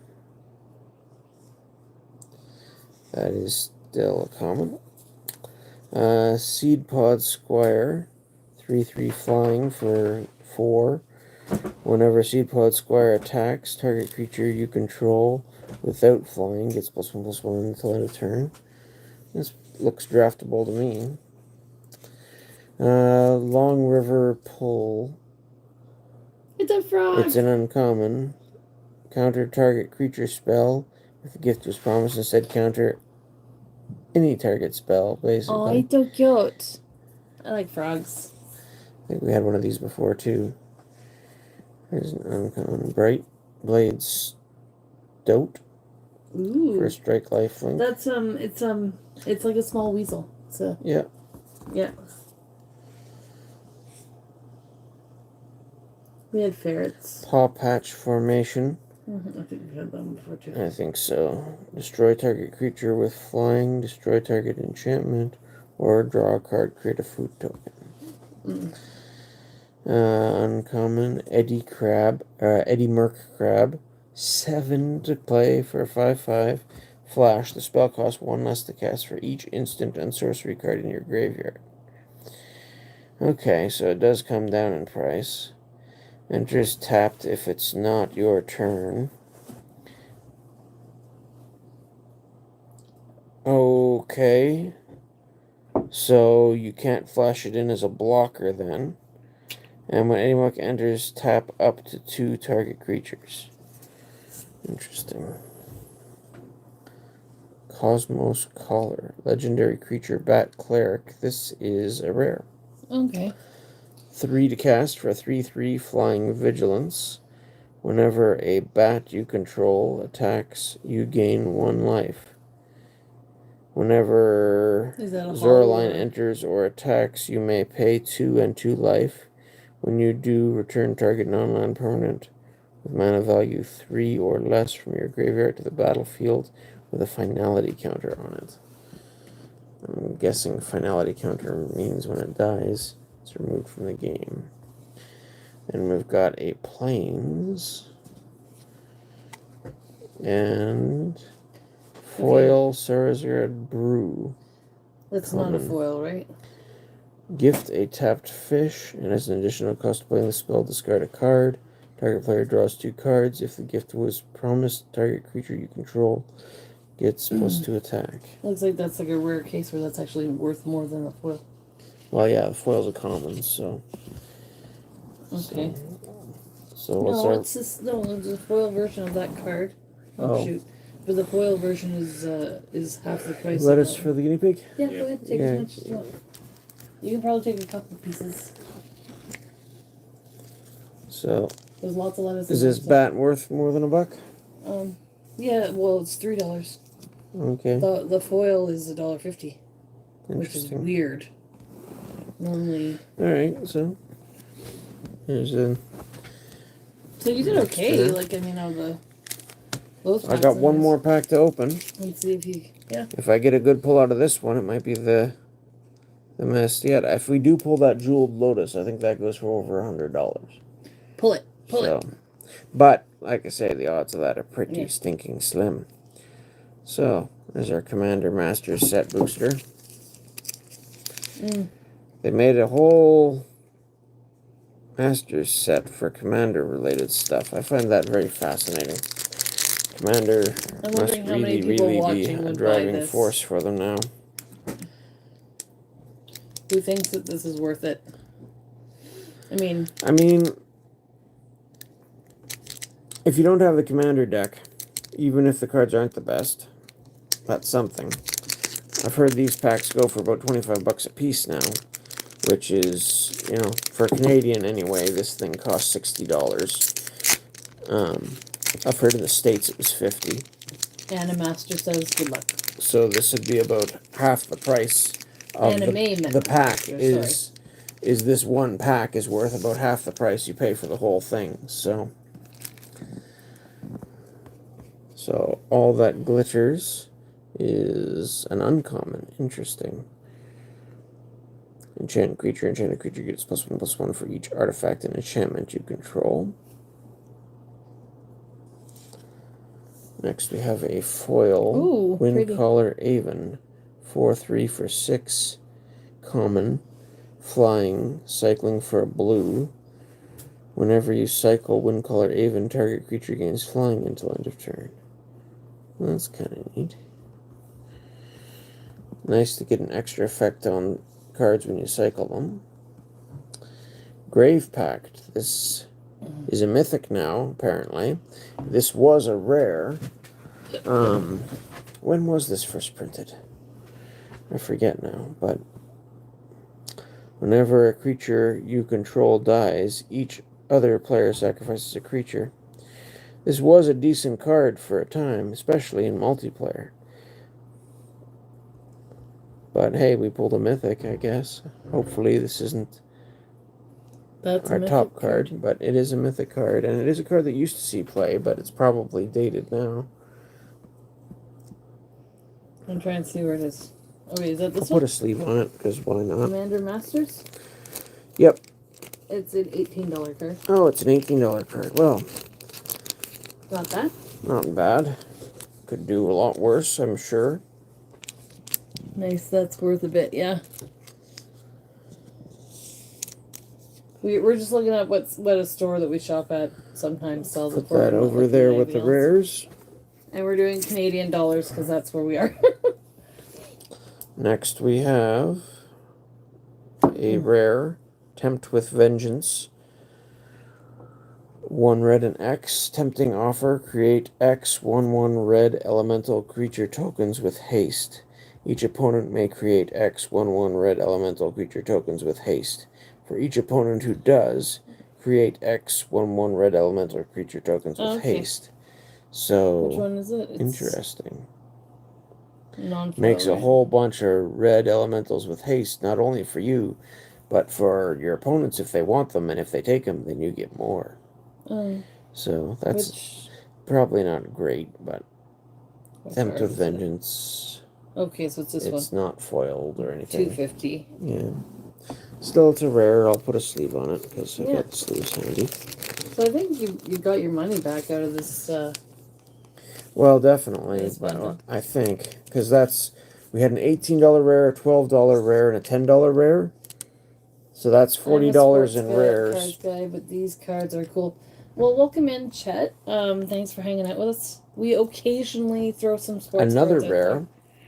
I don't know how often you get multi-rare packs in these Masters packs, but this is the third, like a mythic and two regular rares. 7 to cast, instant, undaunted. Sorry, This what's that one for? player's one less to Uh, cast for each opponent. Divergent. Divergent transformations. Exile 2 target creatures. For each of those creatures, its controller reveals cards from the top of their library until they reveal a creature card. Put that card onto the battlefield, then shuffles the rest onto their library. Yeah, that's not worth much. Yeah, it seems kind of tricky. Because, yeah, you're killing some creatures and then replacing them with something random. Yeah. I mean, you could do it to your own tokens or something and hoping to get something bigger out of your deck, maybe. I mean, I'm sure there's a way to make use of it. Is it even worth a buck? Is it worth a sleeve? Well, which one is it? Sorry. It's not a foil. No. It's 50 cents if it's not a foil. Oh, Or well. Ooh, Miri, Weatherlight Duelist. That sounds like another rare. ooh, that looks So, maybe it's 5 rares in a pack? We could just cool. have... This is number 4 here, anyway. So, Mary? Miri, Weatherlight Duelist. 3 to cast for a 3/2 first strike. When it attacks, each opponent can't block with more than one creature this combat. As long as Miri Weatherlight Duelist is tapped, no more than one creature can attack you each combat. Oh, that seems like a nice little bonus. And it's not a overcosted creature for its size by too much anyway. Okay, let's see. Oh, which one is it? Not a foil or a foil? Non-foil. Okay, looks like it's about 450 then. And then Whisper Blood Liturgist. Uncommon, so we're out of the rares. Pay 4. Let me know if there's any you want me to Sacrifice 2 creatures. Return target creature card from your graveyard to the battlefield on a 2/2. Then we've got a Myriad Landscape.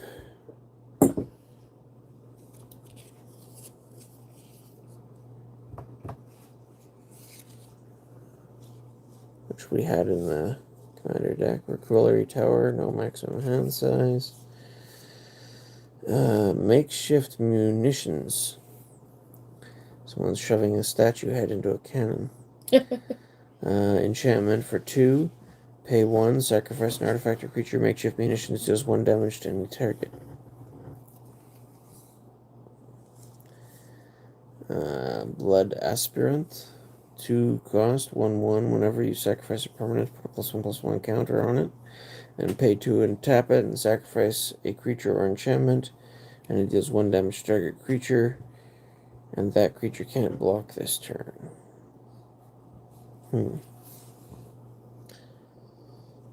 Probably not worth much as a common, but it's could be playable. 2/2 for 2. Sacrifice another creature. Legion Vanguard explores.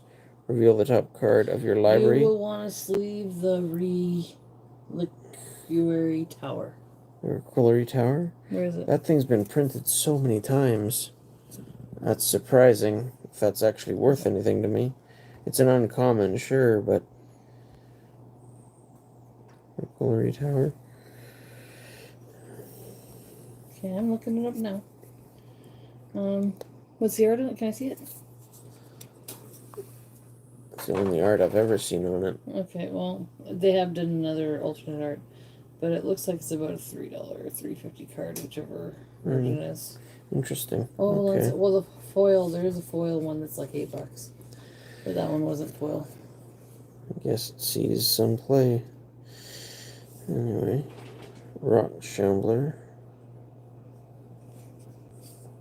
Exclude. I used to play this sometimes. It's a common. Draw a card, counter target creature spell. It's a 2-for-1.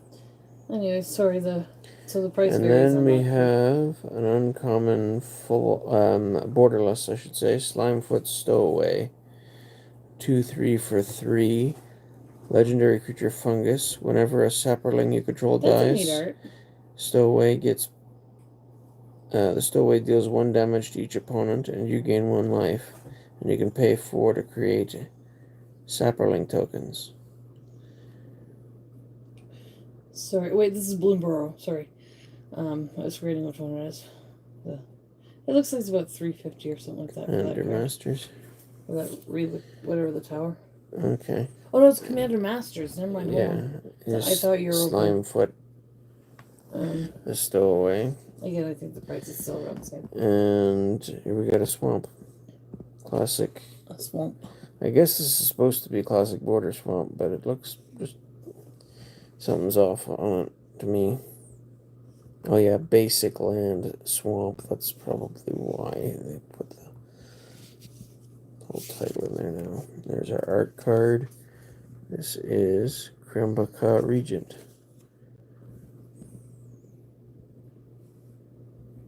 Handsome cat. Alright, I'll throw a couple sleeves on those. I mean, That's a neat card. Not a complete bust of a pack, anyway. That's really cool. I like this. Like I said, I don't know if it's how unusual it is in a Masters pack to get multiple rares, but there were 4 rares in this pack. So that's something. The swamp is worth some money too? Really? Which one is the swamp? Sorry. Basic swamp with... Okay.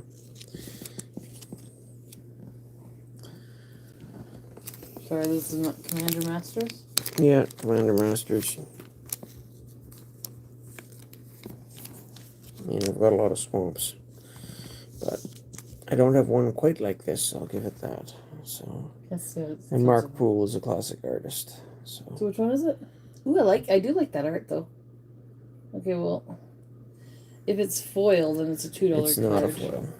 Okay, so it's like a 50-cent card then. I guess it all depends on the look of it or whatever. I do like the art of it. That's really cool. So yeah, we got from the Commander Masters. Does it say how many rares can be in this thing? So $1.32 American is what this person's saying, but on the store that we see. Okay, may contain cards. Oh wait, it's out of stock, so it could be worth more because they don't always update the prices. Yeah. Stock. Includes a combination of 2 to 6 cards of rarity, rare or higher. So 2 rares, 34% chance. 3 rares, 48% chance is the most likely. 4 rares or higher is what we got at 15% chance. And then it could be 5 at 2% or 6 at less than 1%. So we did better on the odds for the number of rares than we could have. And the rares we got, it's like 132 American for the swamp, I guess. Well, yeah, I see. The thing is, it said Commander Masters Land Retro. See, I'm seeing. I don't know. Anyway, so we got the Miri. I think that was $3 or $4.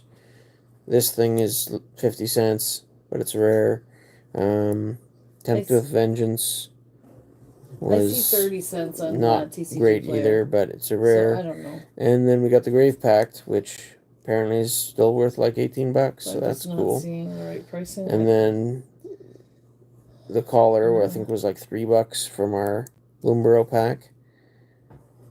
And then we got the Ozolith from the March of the Machines pack. I guess there's several Ozoliths. This isn't the Ozolith. This is specific Shattered Spire Ozolith. And then in our little sample pack, we got Dina and Chandra, Hope's Beacon. So that was a good pull for a sample pack. What did I say that Chandra was? I think. Again? And then there's our 2 promo. I don't know what I said that Chandra was. Promo cards. So not a bad haul for cards that, didn't come straight up in the deck. Multiple rares is normal in set boosters, especially in Commander or Modern Master packs. Okay, well that explains partially why the Masters and type packs command a higher price than if they usually have multiple rares in them. So you're gonna open the 3 packs? Yeah, I might as well open the 3 packs of Bloomborough while we're opening packs. But I'd say that was a decent haul, and while we didn't get anything super, super amazing, we did get some decent cards, and like I said, got your money's worth. There's at least 3 of these, I think, that you said were worth $10 or more. So didn't I say one was like 18 or 12 or something? Yeah, 18. There was an 18, a 12, and a 10, I think. So those are all decent hits. Yeah. Let's open the 3 more Bloomborough. Alright. Oops, sorry. So yeah, I think we did okay on that box. Like I said, I still don't know if it would be worth buying more. The Commander decks themselves, I don't find too impressive. It seems to be very similar to the other ones, and, I've been building my own Commander stuff for a while, off and on. Of course, I usually show up to a game and find out. Hope you get the I can't use it. Or the 3 Tree City and Bloomborough. That's the chase card. I've heard it's the big chase card. I don't know if there's other chase cards. It's a cute rabbit. Yeah, I think it's a token. Yeah, token creature. Trample, and whenever a creature you control becomes the target of a spell or ability, opponent controls, put +1/+1 counter on a creature you control, other than this creature. This token's mana cost is green, if that ever comes up, because it's a token. I like the rabbit. We got a foil Fountain Port Bell. Whenever Fountain Port Bell enters, you may search your library for a basic land card, reveal it, and then shuffle and put that card on top. And you can sacrifice it to draw a card. So if you're short on land, you could pay 1, play this, dig out a basic, put it on top of your deck, and then immediately pay another 1 if you've got it, and sacrifice this to draw the card, get it into your hand. And then assuming you were short on land because you hadn't played 1 this turn, you could play it. Interesting. I don't think it's great. This seems backwards from the last one. I don't know, maybe I'm imagining things. But there's a Plains again. Same art, I think, as last time. Luma, Bellow of the Woods, Mythic Rare. I think we've opened more Mythic Rares from Bloomborough than we have regular rares. Do they change where the rares and the holos and stuff go in the regular boosters? I don't know, maybe. The other thing? Maybe. Anyway, 6 cost for Star Vigilance Reach. And its power and toughness are each equal to the number of lands you control. And when it enters, mill 4 cards, then return all land cards from your graveyard to the battlefield tapped. Foil or not foil? Okay. So is this supposed to be sort of like a fixed Titan? What was the name of the green Titan again? I don't know. It costs 6 and could put more extra lands. Ooh. Worth a couple bucks? Card. Yeah. Is it foil or non-foil? It is non-foil. Okay, so $15. Oh, another decent hit. Yeah. Not from that package, but no. Still, not going to complain about. Yeah, we're doing Canadian, so. $10 American. All right, look at that. $21 for the cheapest version of it, and goes out. Oh no, that's the 3 Tree City he was talking about. Yeah, but still, I'll take a $10 card or 15, depending on what currency you're talking. I would love. Here, I just want to show this. I'd like to get that version of it because I like the art on that one. Yeah, I would really agree. Cool. That is a nicer art, but this one's not horrible. It's got pine cones and it's like. It looks like it's got pine cones. We have a lot of bears in our area, so. And the rabbits are running their way screaming. I love the art. Nice. Oh, it's a beautiful art. Dewdrop Cure. Gift a card for 3. Return up to 2 target creature cards with mana value 2 or less from your graveyard to the battlefield. If the gift was promised, Instead, return up to 3 target creature cards with mana value of 2 or less from the graveyard to the battlefield. I want to open a whole booster box of this set. I don't know. Just because the art. I don't know how much a booster of this set goes for, but 3 for a 3/3 menace threshold. When Type-Color Mentor enters, if 7 or more cards are in your graveyard, return a 1 target non-land permanent to its owner's hand. Let's see. How much does a booster box go for? Set boosters is what we look for? Well, or depends what the prices are, maybe. Oh, you can get... Buckle Boxer. Get... Expend 4. Gains indestructible until end of turn. Expend 4 as you spent your 4th total mana during a turn. Okay. So that's neat. It can gain indestructible whenever you spend 4 in a turn. Alright. And it's better than a grizzly bear. It's 3/2 for a 2. So it's $219.95 That's kind of cute for a booster box. That art is like double the price. You should get the collector box if you got Lumra. It's 154 alone. What's Lumra? Is that the bear? Yeah. Is it in the collector box? Or... Sorry. I don't know. How much is the collector box? Is that the one that they had at Walmart? Wildfire Howl? No, they wouldn't have those at Walmart, I'm sure. 3, gift a card, deals 2 damage to each creature. If the gift was promised, instead the howl deals 1 damage to any target and 2 damage to each creature. $329.95 for the collector booster box? So this is an overcosted pyroclasm that you can give your opponent a card to do an extra 1 to something. I think I'd rather play pyroclasm. Oh. Or you could... They have it where you can get the combo, where you get the play booster box, the collector booster box, and the bundle for $604. Oh, wow. Right. Yeah. Or you can get the... What's that? Combo number 2, collector booster box and bundle box, where they just drop out the... Yeah. Okay. Anyway, High Stride. Target creature gets +1/+3 and gains reach until end of turn on tap for a common. That's not worth it. The collector one is. Okay.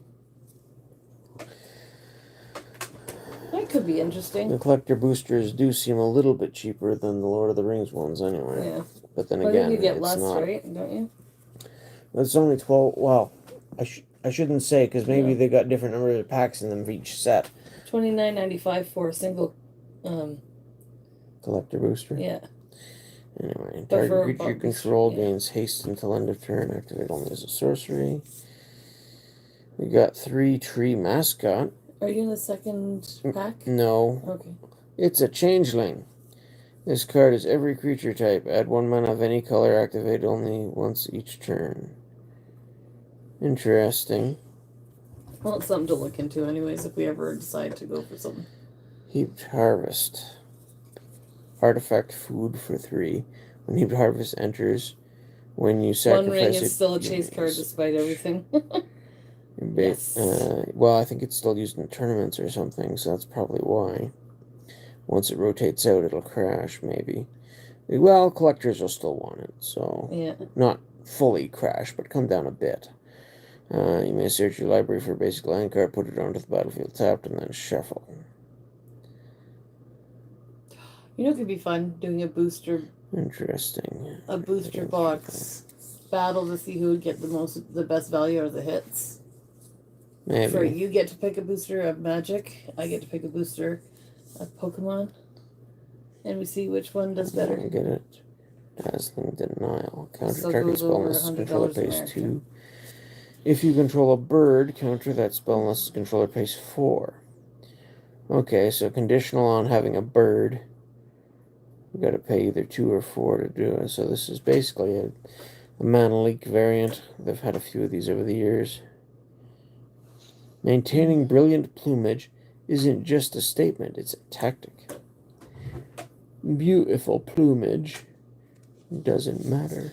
That's great for a bird tribal. Well, it looks like it would be pretty decent there anyway. Anyway, there's pack 1 of Bloomborough. We got a mythic. Yay! Yeah, decent. I'm assuming that Three Tree City is also a mythic, so... For Pete's sake. Open.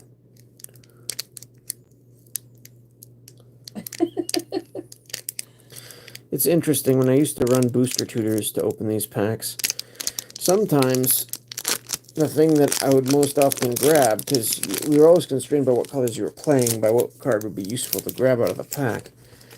But sometimes the best thing to grab was just a land, if there was one, because it would help you curve out, and that thing costs a fair chunk. Nice foil. Coiling Rebirth. Start. Yeah, Uncharted Haven is a foil common. Enters tapped. Pretty though. And choose a color, add a mana of the chosen color. That's kind of neat. Oh, it's a regular rare. Well, that's good. That makes it a little easier to hit anyway. In theory. And it's been valuable. That's not bad, really. Add 1 mana of whatever color you chose, but it comes into play tapped. Oh, is this the one that has different art for different seasons? Or something? Oh, no, you're talking about Three Tree City, probably. Duh. Anyway. This is interesting. I could see running that in draft for sure, if you're playing multicolors. Then we got an island.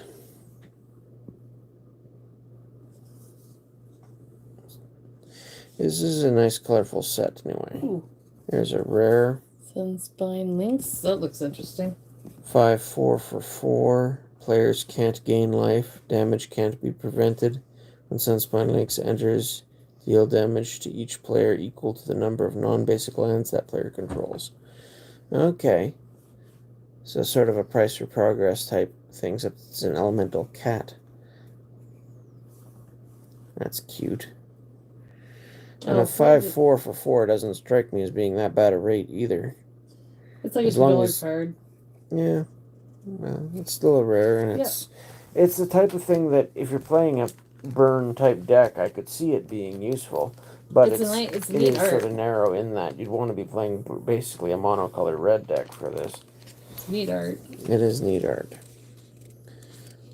That's, yeah.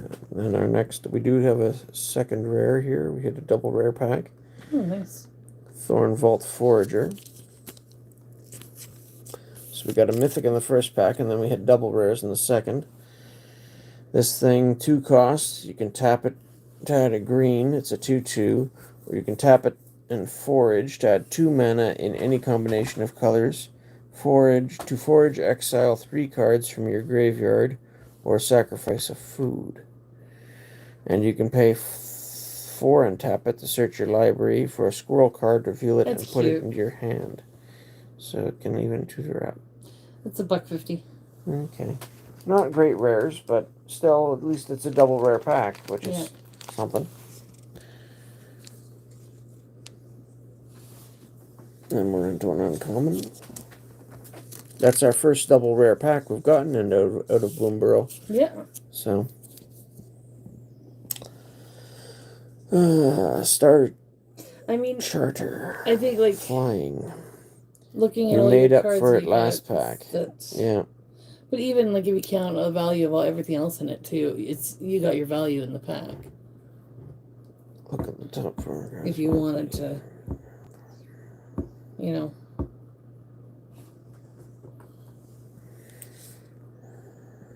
I don't know. Otterball Antics. Oh, it's cute! It is cute. Pay 2. I love it. Create a 1/1 blue and red otter creature token with prowess. If this spell was cast from anywhere other than your hand, put a +1/+1 counter on that creature. It's an uncommon? And you can flashback to cast this card from your graveyard. I want to put a sleeve on it because I love it. And I want to steal it for my stolen card binder, even though it's not Pokemon. Playful Shove. Playful Shove deals 1 damage to any target. Draw a card. The boisterous pat on the back was painful, but not nearly as painful as the joke that inspired it. It's not worth much, but I love it. Ravine Raider. 1/1 menace for 1. Ravine Raider gets +1/+1 until end of turn by paying 2. Path to the Cliff of Heroes is rife with bandits expertly camouflaged in the dense Flora Valley. Seedpod Squire. This one I think we've seen before. Whenever a Seedpod Squire attacks, target creature you control without flying gets +1/+1 until end of turn. Seascape Brew. Gift a tapped fish. Has an additional cost to cast a spell, discard a card. Target player draws 2 cards. If the gift was promised, target creature gets +2/+0 until end of turn.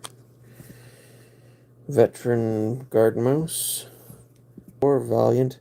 Whenever Veteran Guard Mouse becomes a target of a spell or ability you control for the first time each turn, it gets +1 attack and gains first strike until end of turn.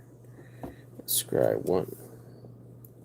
So it likes to be buffed. Eternal Hunger. Gift of food. Destroy target creature. If the gift was promised, you lose 2 life. If the gift wasn't promised, you lose 2 life. There's your Life Creed Duo. Bird and bat flying. 2 for a 1/2. Whenever another creature you control enters, you gain a life. Why are you eating upside down? Asked the bird. Why are you eating upside up? Replied the bat. And here's another otter card. 3 cost. This spell costs 1 less to cast. If you control an otter, draw 2 cards. Otter folk divers compete to bring up the biggest, purest pearls they can find. Storing elemental magic in them is a bonus. So there's a whole otter folk theme here going on. That's cute. Put that one on top because Angela will probably want to see it. And we're on to our last pack. Last pack for the night. I don't think we're going to get around to doing what we're going to do with these another one. Right. Before Lucas gets them all. Yep. I'm taking the elk. I think the elk was my favorite, wasn't it? It was up there. Oh, there's a rabbit token. Kind of cute. Bison was decent too. We got a foil Bonebind Orator. There's a squirrel warlock. You know you can open magic packs from the middle. Well, I've seen people do it. I've never tried it myself, really, so it's just not something I'm used to doing. There's a mountain. Something to try next Seen time? that one before. Valley Flamecaller is a rare. 3 cost, 3/3. If a lizard, mouse, otter, or raccoon you control would deal damage to a permanent or player, it deals that much damage +1 instead. That's not bad. So is this your rare? It does seem like it would be a big target for a lightning bolt, but Did you say that's your rare? yeah, this is my rare. Unless we get multiple rares. Nope. This is, again, a single rare pack, as typical. I'll throw a sleeve on it, if I can find the sleeves. It's not worth much. Yeah, The flame color is like 75 cents. fair enough. What about that hollow card? Bonebind Orator? I don't think that's worth much either. Okay. At a guess. Ruthless Negotiations. 1. Target opponent exiles a card from their hand. If this spell was cast from a graveyard, draw a card.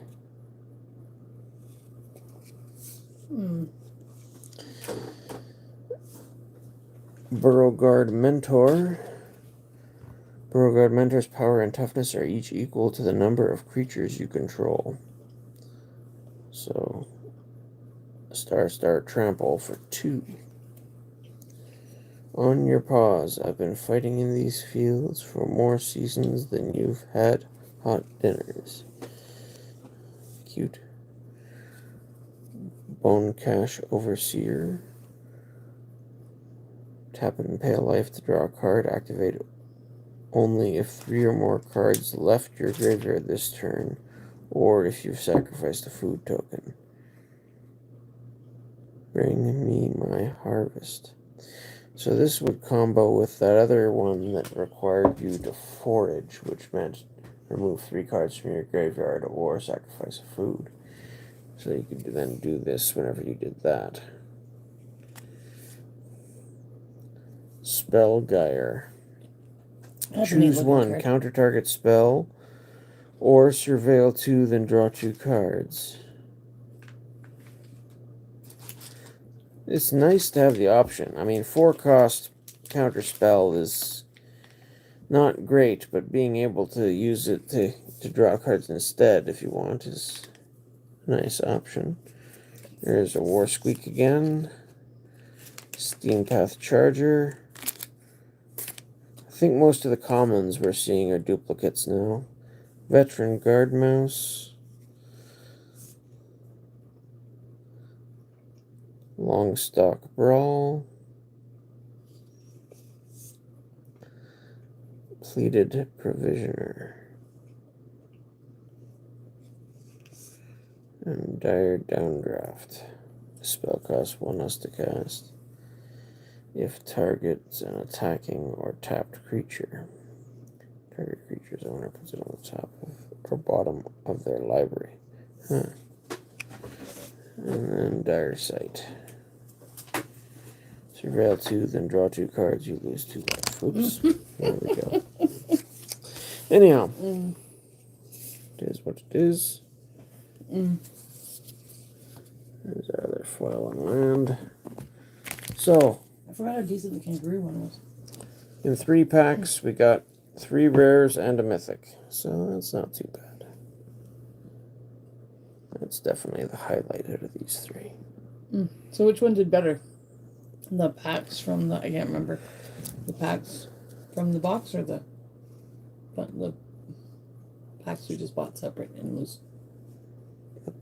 You mean the spare packs that came with that? Well, they were different grade of packs entirely. I know, I'm just wondering value-wise But which one definitely, like, we got more out of them. Okay. Just, I can't remember. I'm too tired to remember.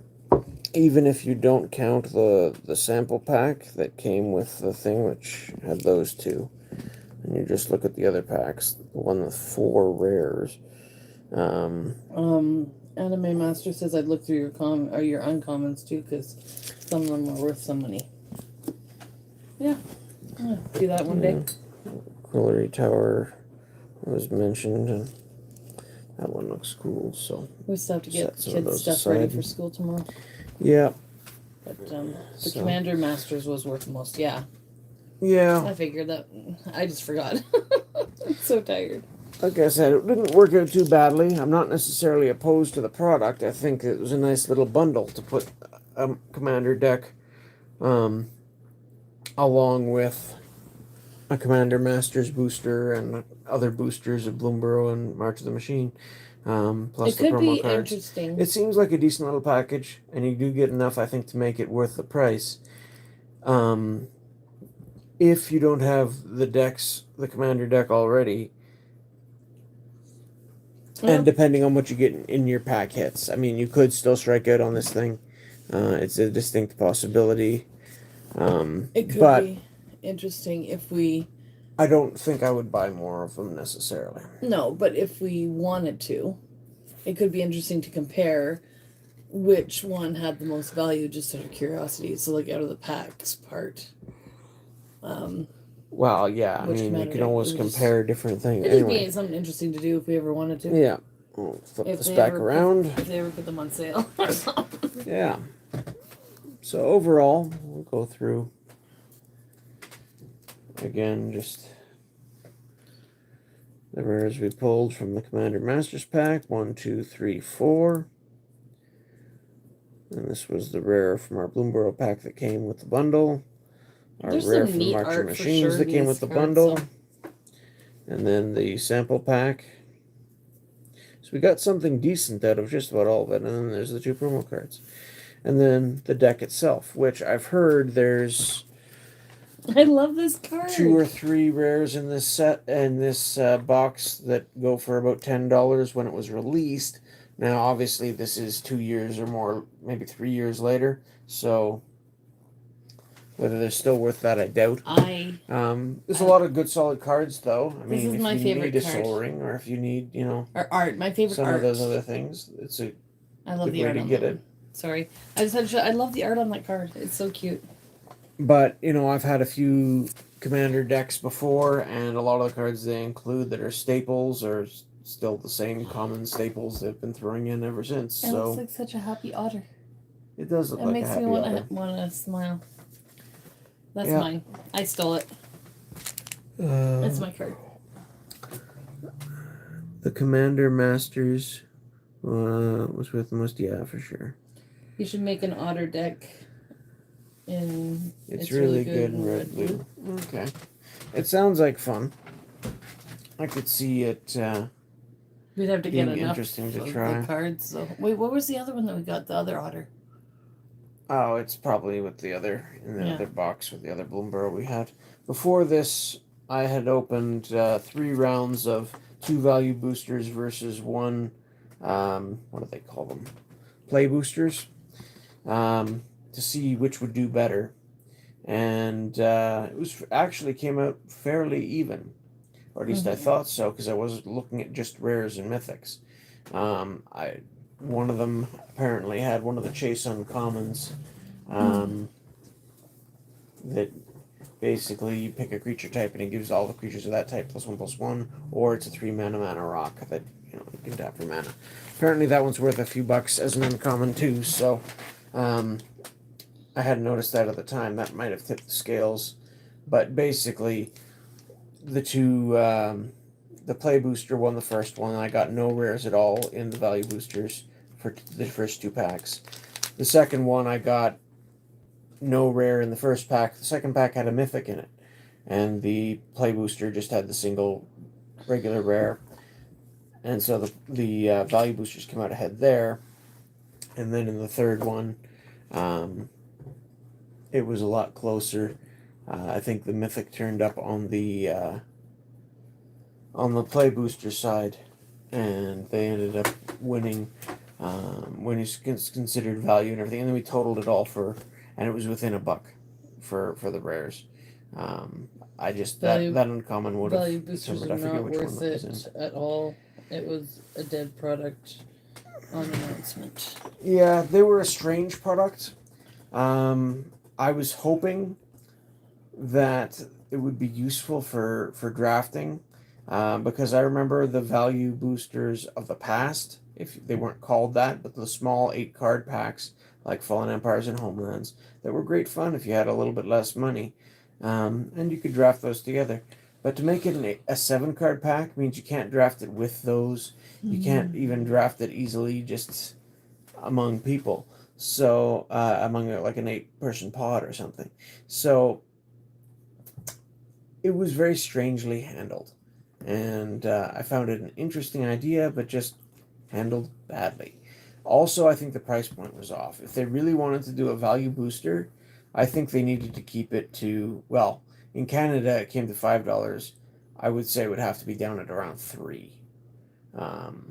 The old Fallen Empires boosters, they were overprinted, but Homelands you could get for $2 when it launched. Fallen Empires I think was supposed to be about the same, but it ended up being liquidated at $1 most of the time. I even saw it as low as 50 cents once. Now at 50 cents, there's some stuff worthwhile in Fallen Empires.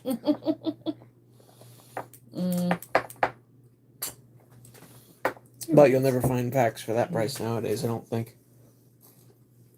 They're just getting too old. Yep. So yeah. But anyway. Let's That thanks for tuning in. I hope you found something interesting to watch anyway. I like the otter. Yeah. It makes me happy. Yeah, I don't know. I'd never opened a package of Commander Masters. I'm old too. See ya. Yeah, well, Uh, it happens to all of us. Well, I guess not, because there's always the alternative that you don't get any older because you die. But oh yeah, let's not go there. you know, Let's be happy. in the best case scenario, it happens to all of us. And be happy with the otter. Look how happy that otter looks. He looks so happy. Everybody needs a happy otter. Yeah, this set is cute. I was a little bit disappointed to hear that with the sequel set, they've taken it into like a horror genre. Hopefully it's like which is strange to me because it looked like this set was happy little animals, and with the value booster thing, it looked like they were trying to attract some new younger players. Seemed like a good thing, but then to turn it into horror with the follow-up set, that's not a great look, in my opinion. Hopefully it's not too creepy and it's just like Hopefully. silly, kitty horror. I don't know. We'll see. But yeah, back to dark elements. Yeah, but they've done dark stuff. Like they did the whole horror set there in Innistrad, and the dark itself. They revisit dark stuff frequently. And yeah, if it's got an animal twist, it might be a little different instead of like classic horror, but it's still, I don't know. I don't think it was necessary with this particular wave if they're trying to use it to go for a younger audience. I don't know. Murders of Karlov, I guess. I don't know that one myself because there are very few of the more recent sets that I have any experience with at all. Most of my collection, dates to about 2013 and older. Other than the Lord of the Rings stuff and the odd little thing I've picked up since then. But if they kept this set like with a sequel, if they kept it more fun and friendly and family friendly, I would have been all over it. Yeah, I mean, it does seem nice that way. At least it had the potential to be. But yeah, it's an interesting product. I'm glad I picked it up just for the experience, because there was a good variety of stuff in here that they threw in, and I think they did make it into at least an interesting product to take a look at. So yeah, I don't regret it. We got a few interesting things. I think that's my third mythic now for Bloomburrow. Not that it came from that particular pack of Bloomburrow that was with it, but so that worked out too. But yeah, I don't know. Planeswalkers to me in general, I haven't really bought into, even since lore when they were first introduced. I always thought it was a strange idea. Yes, they can be powerful and useful. They're designed to be, but the whole game is supposed to be your planeswalker. Playing additional planeswalkers just seems a little strange in that context to me. Yeah. Mine is sporadic from the early Magic and 4th edition onward. Some boxes of sporadic sets through the years, though. I get you. Yeah, I started probably around the same time. Homeland's released around the time I started, or just after. Ice Age and 4th edition were the common sort of base sets available. And when my brother and I started, I always had an eye towards trading up and trading back for older cards, especially that interested me. So my collection does include some older stuff, and one of the random boxes that we bought later on was some Italian legends, which I found was really, so much fun to go through. Really neat pickup. It's not worth as much as English by a long shot, and it's a lot more work to figure out what your cards do if you don't speak Italian, but it was fun to open them. We did get some decent stuff out of it. Off of eBay back before it was like really bad for like fake stuff. Yeah. Maybe one day we'll go through the Italian collection. Who knows? But like I said, it's a bit more work to do it that way. We'd have to go through and make sure we write down a list of the cards or something like that. I don't even know if it's worth organizing into a set per se, or just to go through the highlights of what we have. Because even with 2 boxes of that, there's so many rares and legends. You're never gonna finish it. Just by we opening went packs. with that one because the Even English then, you'd need at least was 4 so, boxes if you could find it, was with so much. no duplicates, which never happens. So I started in Mirrodin in 4th edition, but yeah, I went back and traded. Got a lot of Tempest and Arabian Nights.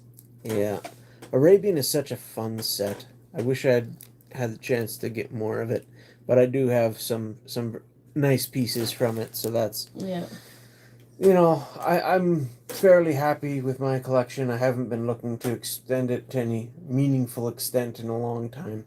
I also had fun with Portal 3 Kingdoms, just going through and picking up cards here and there where I could find them at a good price before the prices all went nuts. I still think you should get your Jazam graded, even though it's like. It's not, I don't think it's but worth it. It would be pretty in a slab, and it would. I suppose it would, It would but then I protect it can't from put it further in the damage? deck, you know? But would you? I have. Okay. I just pulled it out of a deck to put it in the binder when I Oh, was did putting you? my Okay, old I didn't stuff. know that. Like, Sorry, I don't remember. anyways. It's a nice looking card, though. It is a nice looking card. You should try using Mana Box to catalog your collection. You can customize the value and can scan cards for the ones you can't read. Yeah, I've heard of it. The cards that I use most, like I had an English copy of Eureka back in the day, and I built a deck sort of around it when I got a couple more Italian ones. So, like, in the case of Eureka and the Uncommon, their Mana Drain, I've got, in both cases, one English one and the 2 Italian ones that I usually play together in a deck. So I've got an English version available to check if I need it. So, there is that. What I've been using to catalog my collection. Yeah, I've heard it's pretty good. But the cataloging thing, I don't know. I find collections are always in flux. Either you're trading cards, losing cards, they're getting damaged, especially with little kids. I try and take care of my stuff, but I just don't know if it's worth trying to maintain an online list or not when I've already sort of got most of it in my head anyway. So, and nobody else cares. Unless I was going to try and, sell it off or something maybe, but. It might be good to have, like, at some point when we do want to move things. Yeah. But yeah. That was one of the things I had hoped for was to pick up some mana drains back in the day when we picked up the Italian Legends box. Because Wizards R&D had said in no uncertain terms that unless our entire team gets hit by a bus, we're not reprinting that card. Well, I guess the team must have all retired and they've got a new team now because they've decided, obviously, to reprint it multiple times now in Masters sets and in, it was even in Outlaws of Thunder Junction recently. So, they don't care. Which one? And then they do the Magic 30th stuff. And I remember the early versions of the reserve list still had commons and uncommons on them. They stripped all those out. They don't have a consistency with that. I hope that they, still honor it at least in part, but I think eventually everything's gonna go. Still, original printings of things do tend to hold their value because they're harder to come by. So there's that, I guess. Yeah. But a lot of things have tanked because they've been reprinted to oblivion. We've seen that time and time again too. So who knows what the future holds? I collect it mostly for fun and enjoyment. So. The last of the kangaroo meat stick. Ooh. Fair enough. It'll be good to know when to separate out the pricier ones when you have the time to do so. It is time consuming. Yeah. We have a lot. You have a lot. I recently went through because I was considering making like a Magic 94 or 93 deck or two. So I separated out all my Alpha, Beta, Unlimited, Arabian, Antiquities, and Legends cards into one binder. Well, English Legends. Yeah, so anyways. Oh, it's a late night. And then I threw in a few other odd high-value cards at the back that weren't currently being used, but were still of some value. So stuff like a lion's eye diamond, which doesn't fit in that category, but had some value, I tossed in there. Same with like a couple of dual lands that weren't being used at that I have time. thousands in my collection. I'm ordering it by color and cataloging it, but it's very time consuming. I'll bet. Mm.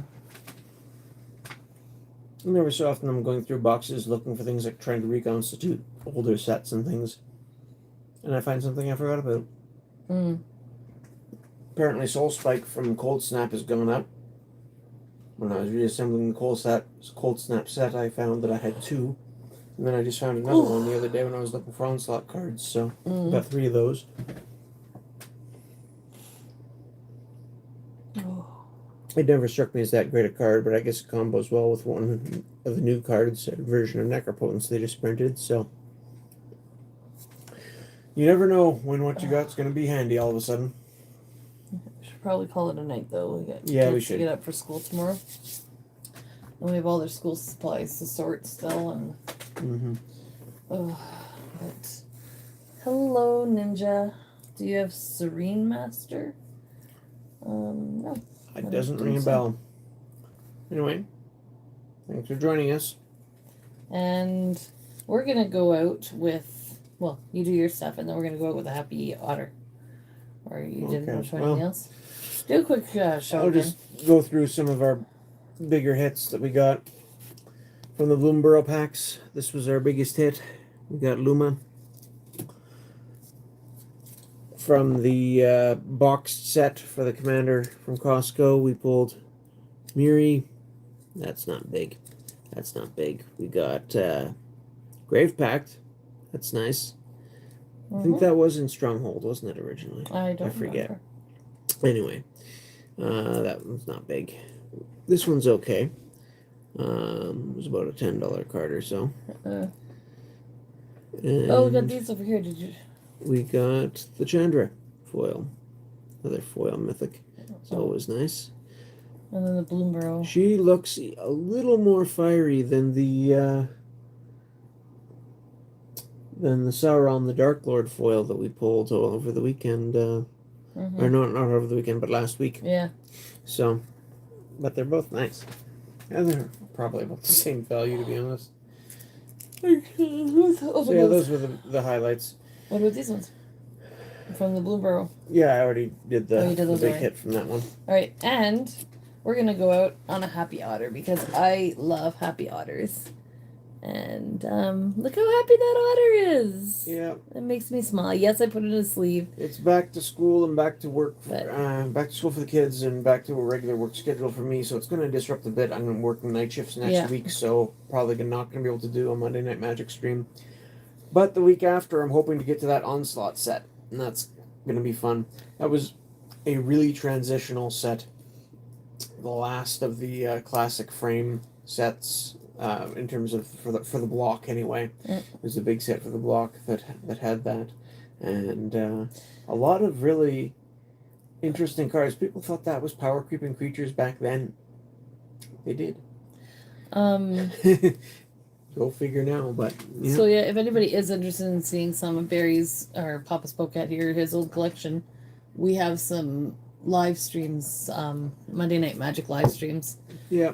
I think I made a Magic playlist or something. Yeah. that, I went through what I have for Portal 3 Kingdoms and Homelands, Fallen Empires, Alliances, Stronghold, Cold Snap, bunch of sets. Yeah. And just my thoughts and memories regarding the set. I think it's fun for me anyway to share, and some people find them interesting. So yeah, it's Alrighty. There. Thanks for hanging in. out, guys, and thanks I for hope you those of enjoyed you it. that are gonna rewatch it later because we usually get a few people. And if watching you're it. interested, probably in 2 weeks' time, I'll be doing the Onslaught set reflections and going through those cards. So We might do a video to go up for next Monday. we'll see. It won't be a big live stream like this anyway. No, it'll just be a video. No. Anyway. But thanks for watching. Thanks for hanging out. And see Bye you for soon. now. Bye for now. Have a good night, morning, day, whatever it is where we are. We appreciate you.